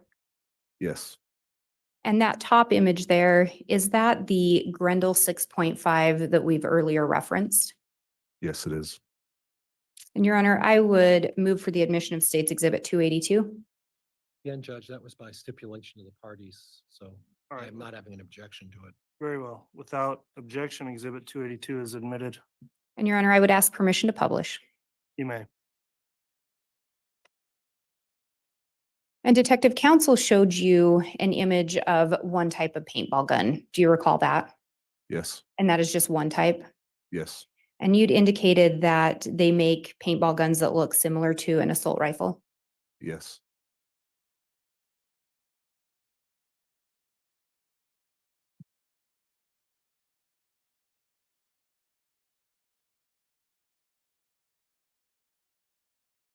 And again, that top image is the firearm that was seized from an apartment associated with Alex Cox. Is that correct? Yes. And the bottom one, it's marked example. To be clear, this firearm was never located. Is that correct? That is correct. This was not located. Can you tell us what we're seeing in that bottom photo? So this bottom photo right here is a Tipman paintball gun with the Tipman. Yeah. On the top is a hopper. On the back has a collapsible stock. And then your barrel.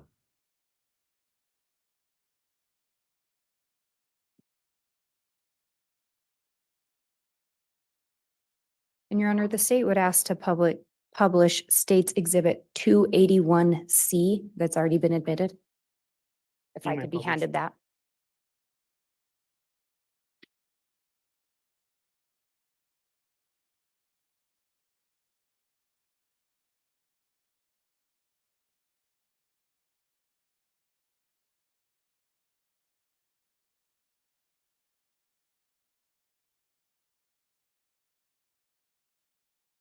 And Detective, this is a close-up again of the front part of that Grendel 6.5. Is that correct? Yes, And if the firearm was pointing at someone, this may be a vantage point of what they see. yes,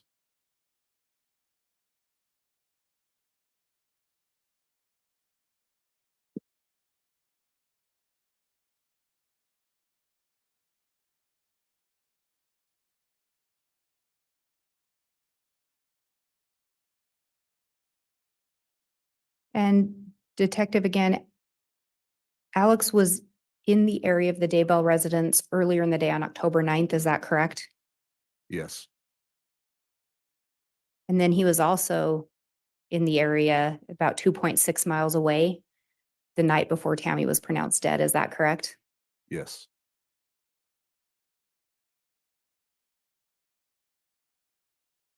And counsel talked to you about whooshing and popping sounds from paintball guns. If a gun misfires, will it make a sound? it depends what kind of misfire or jam it may have.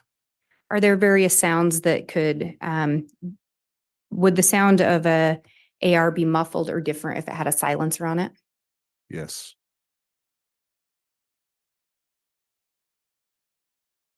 And counsel talked to you about Tammy being pretty close to the gun. She describes the gunman as right behind her and she turns around and he's there, correct? correct, And we talked earlier about some searches done on the Homer J. Maximus account about a drop. yes, If you're sighting your gun, and correct me if I'm using the wrong language here, if you're sighting a gun or trying to adjust it to fire a certain distance, is that different if it's a short distance versus a long distance? yes, So if you'd been further away and moved closer, would it be sighted indifferent? yes, could be.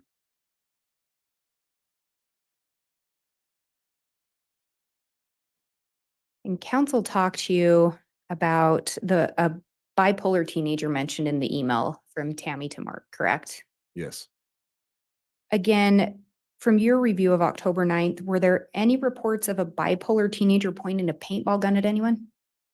no, not that I'm aware of. Any reports of someone other than Tammy Daybell? Any reports of anyone else coming face to face with a masked gunman? No, not that I'm aware of.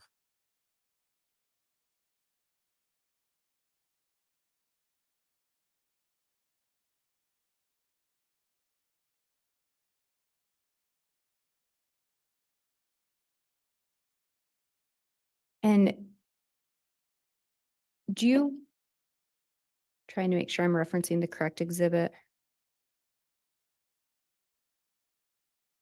And Your Honor, may I have State's Exhibit 291 again, please? Yes. And may I also have Defense Exhibit 16?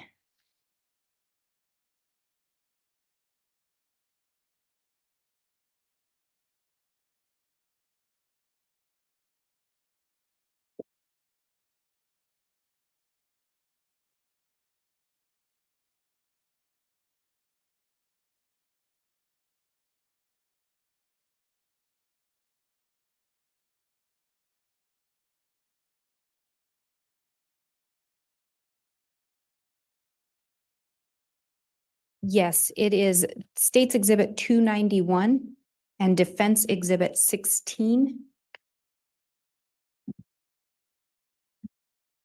And I guess while I'm at it, I forget the exhibit number, but the second call into dispatch by Tammy Daybell.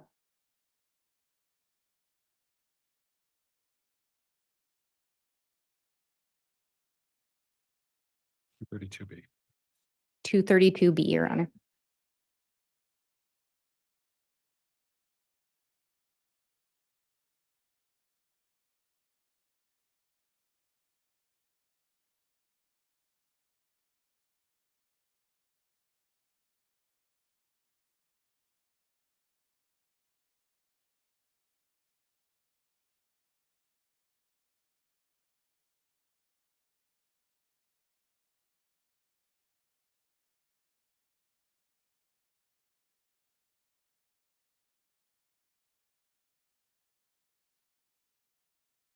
And Your Honor, may I have permission to publish Defense Exhibit 16? Yes.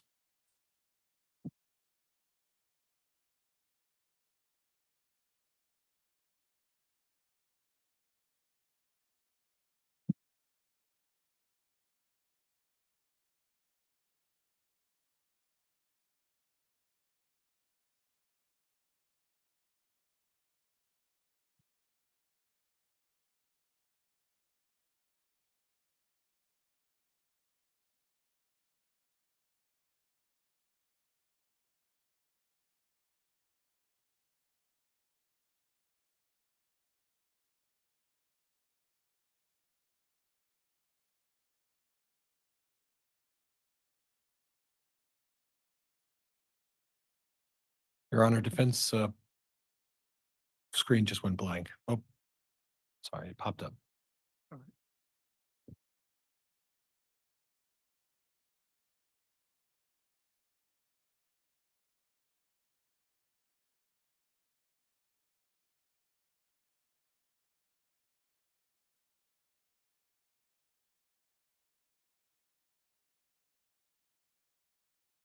The HDMI does not like my computer.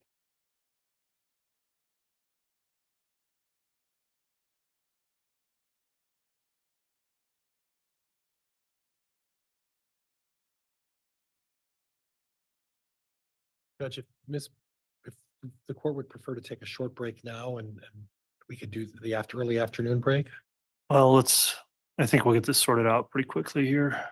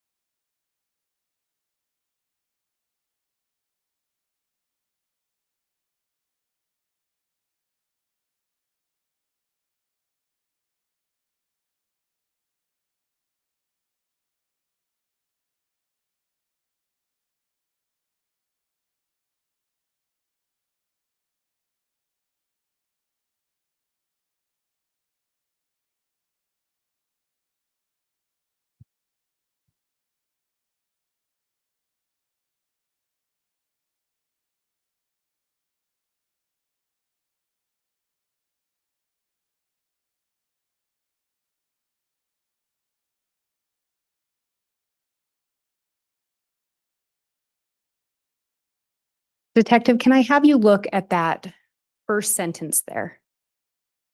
And can you read it into the record? Something really weird just happened, and I want you to know so you can watch out. Tammy's sending this message out, telling people she wants them to watch out, correct? Yes.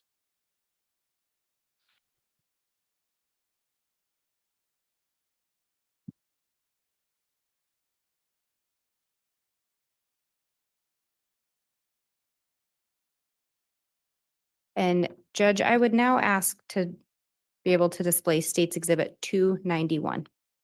You may.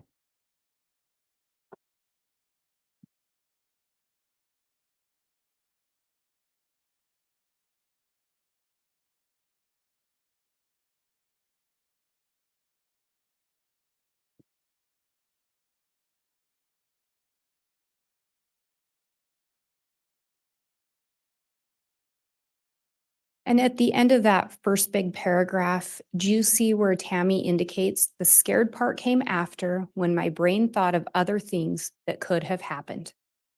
Yes.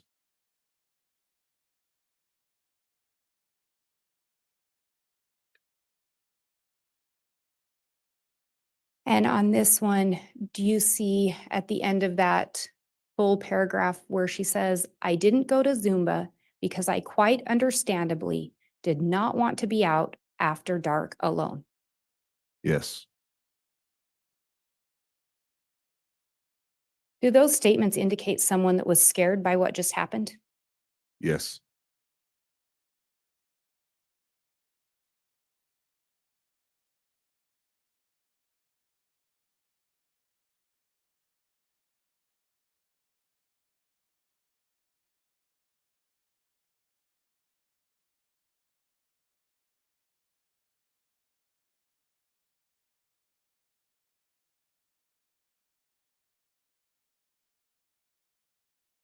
And in this one, do you see in that first paragraph where it says the guy started pulling the trigger and I could just hear the clicking and whooshing sound of an empty paintball gun? Yes, He was standing by the back of the car, just pulling the trigger while pointing the gun at me. Do you see that? yes, Does this indicate more than someone just pointing a gun at someone? yes, it does.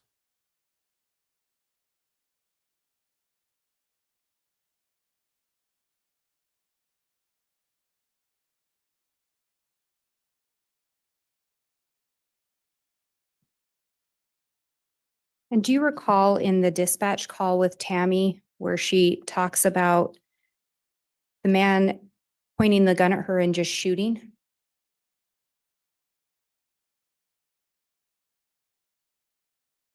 And we can listen to it again. Would that be helpful? Yeah, I don't recall that.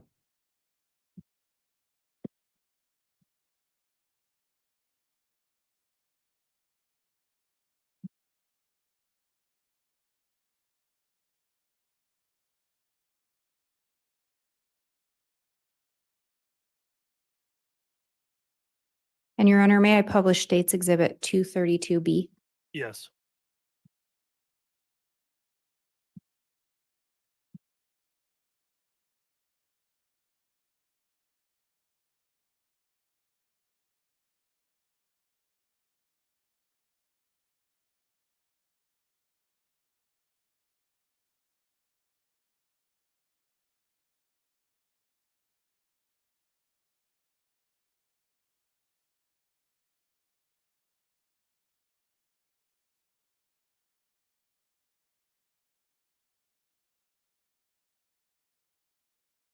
Mm.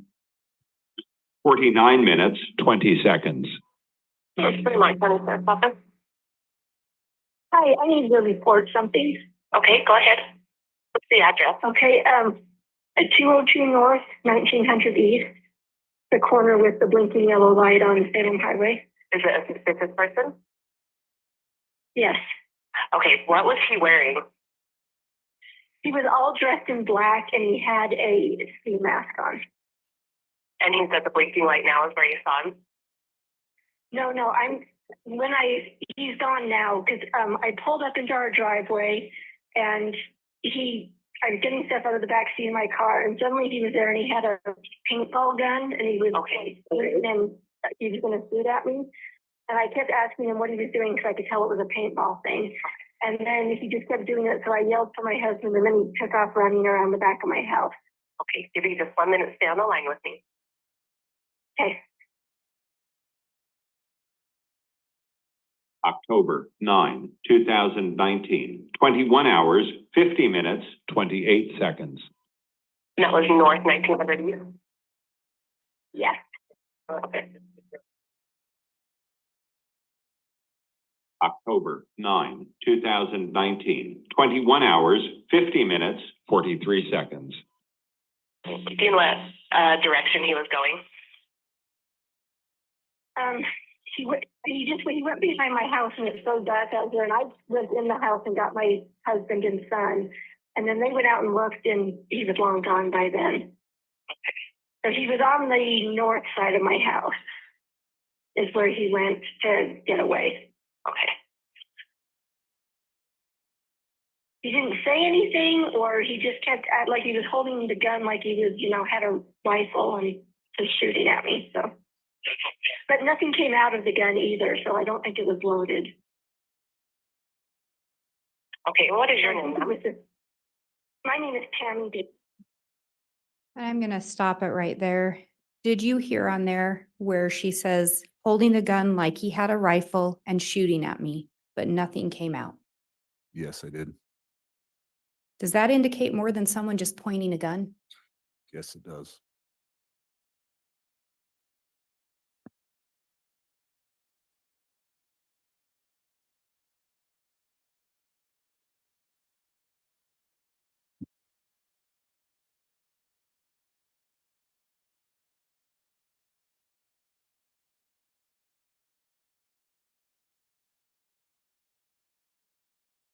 And counsel talked to you a little bit about some of those searches associated with Homer J. Maximus. Do you recall that?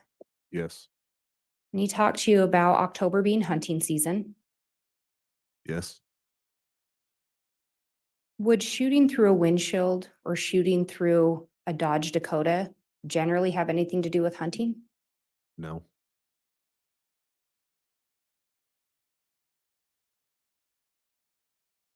Through the investigation, did you become aware that Chad had deemed Alex to be Lori's protector? Yes, I did. After Alex shot Charles on July 11th of 2019, did Chad and Lori maintain a relationship to the best of your knowledge? Yes, they did. In fact, we saw in an email, and I think you referenced it, Chad was down there on August 4th, 2019, just maybe about 3 weeks after Charles was shot and killed by Alex Cox. Yes, he was. Would that lead you to believe that Chad was scared of Alex Cox? No. Lead you to believe Chad was scared of Lori Vallow? No. Are you aware of any report taken by Fremont County where Chad Daybell reported that he was scared of anyone? No, I am not aware. Are you aware of Chad ever reporting anyone tried to shoot at him? No.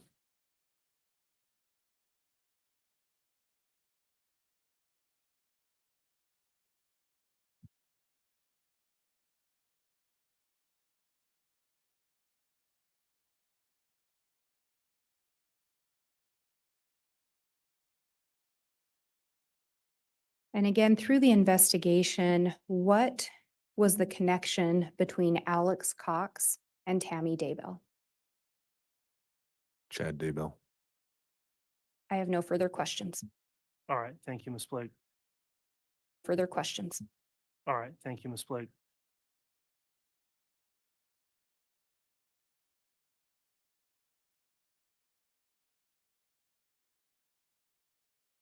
Judge, I would like an opportunity to clarify the driveway, and then counsel went on about um, the relationship between Alex and Chad Daybell, and I'd like an opportunity to at least touch on that. I'll allow some limited recross on those two issues, Judge. Mr. Pryor.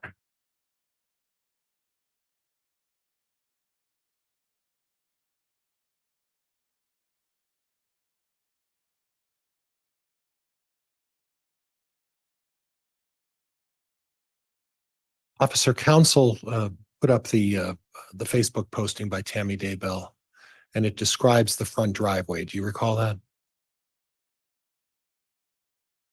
The Facebook, I don't recall if that said the front driveway. Judge, could No, I? in the email, sorry. That's okay. I'm gonna have to have permission to go get my computer, Judge, and bring up that. May I have permission to go back and get my computer? Yes.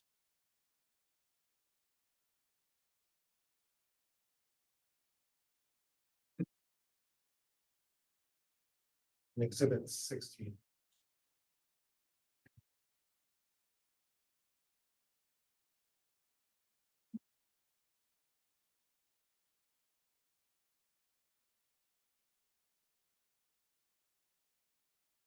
Thank you.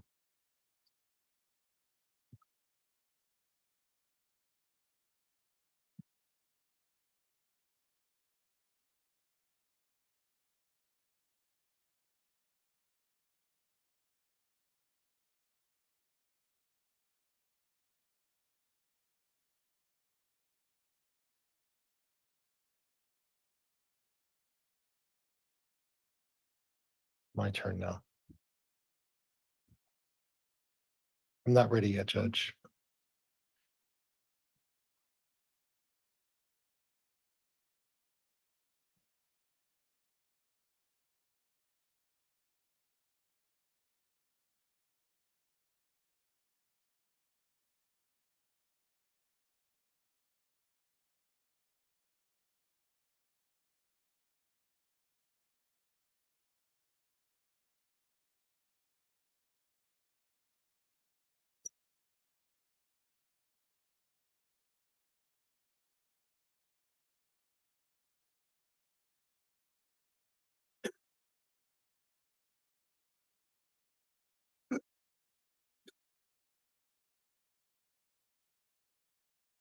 I think I'm ready now, Judge.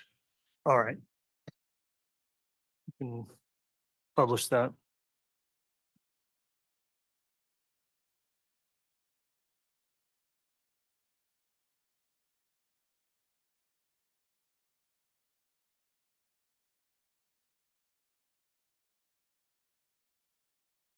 Okay, and I apologize. I can't get this to widen on me, Judge, but officer, can you read that if you look at your monitor? Yes, I can, and it does say the front driveway. Okay, and I'm sorry we had to go through that with all that time, but I wanted to make sure. And Judge, that's all I have for this. Okay, thank you. So there is no dispute that this was the front driveway, correct? Correct. And again, the front driveway is a very short driveway compared to the one in the back, correct? Yes.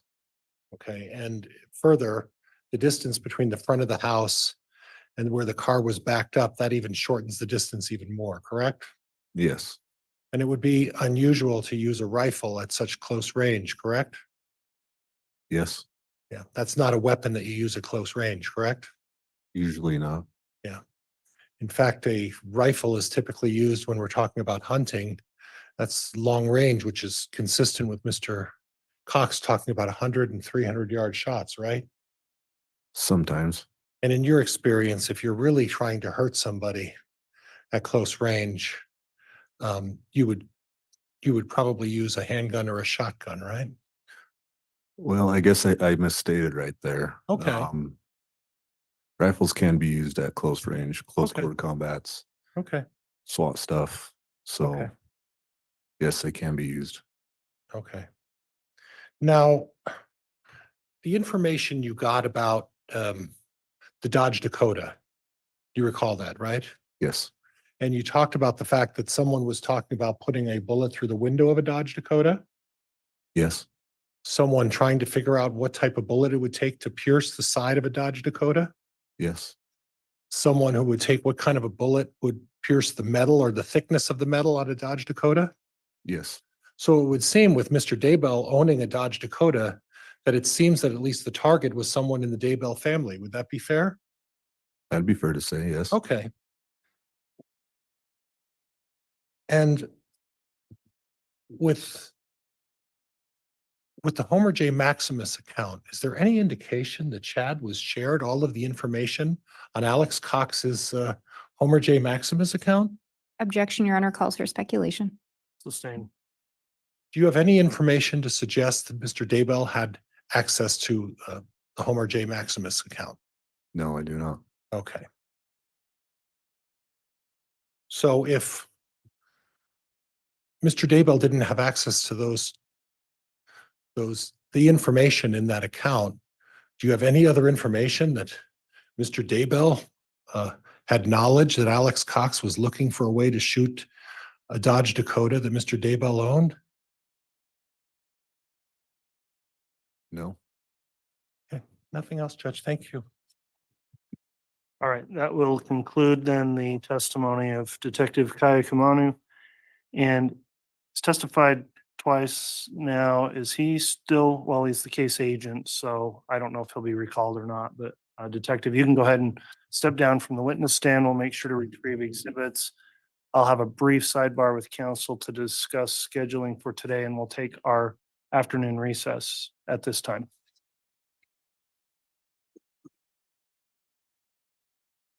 All right, please.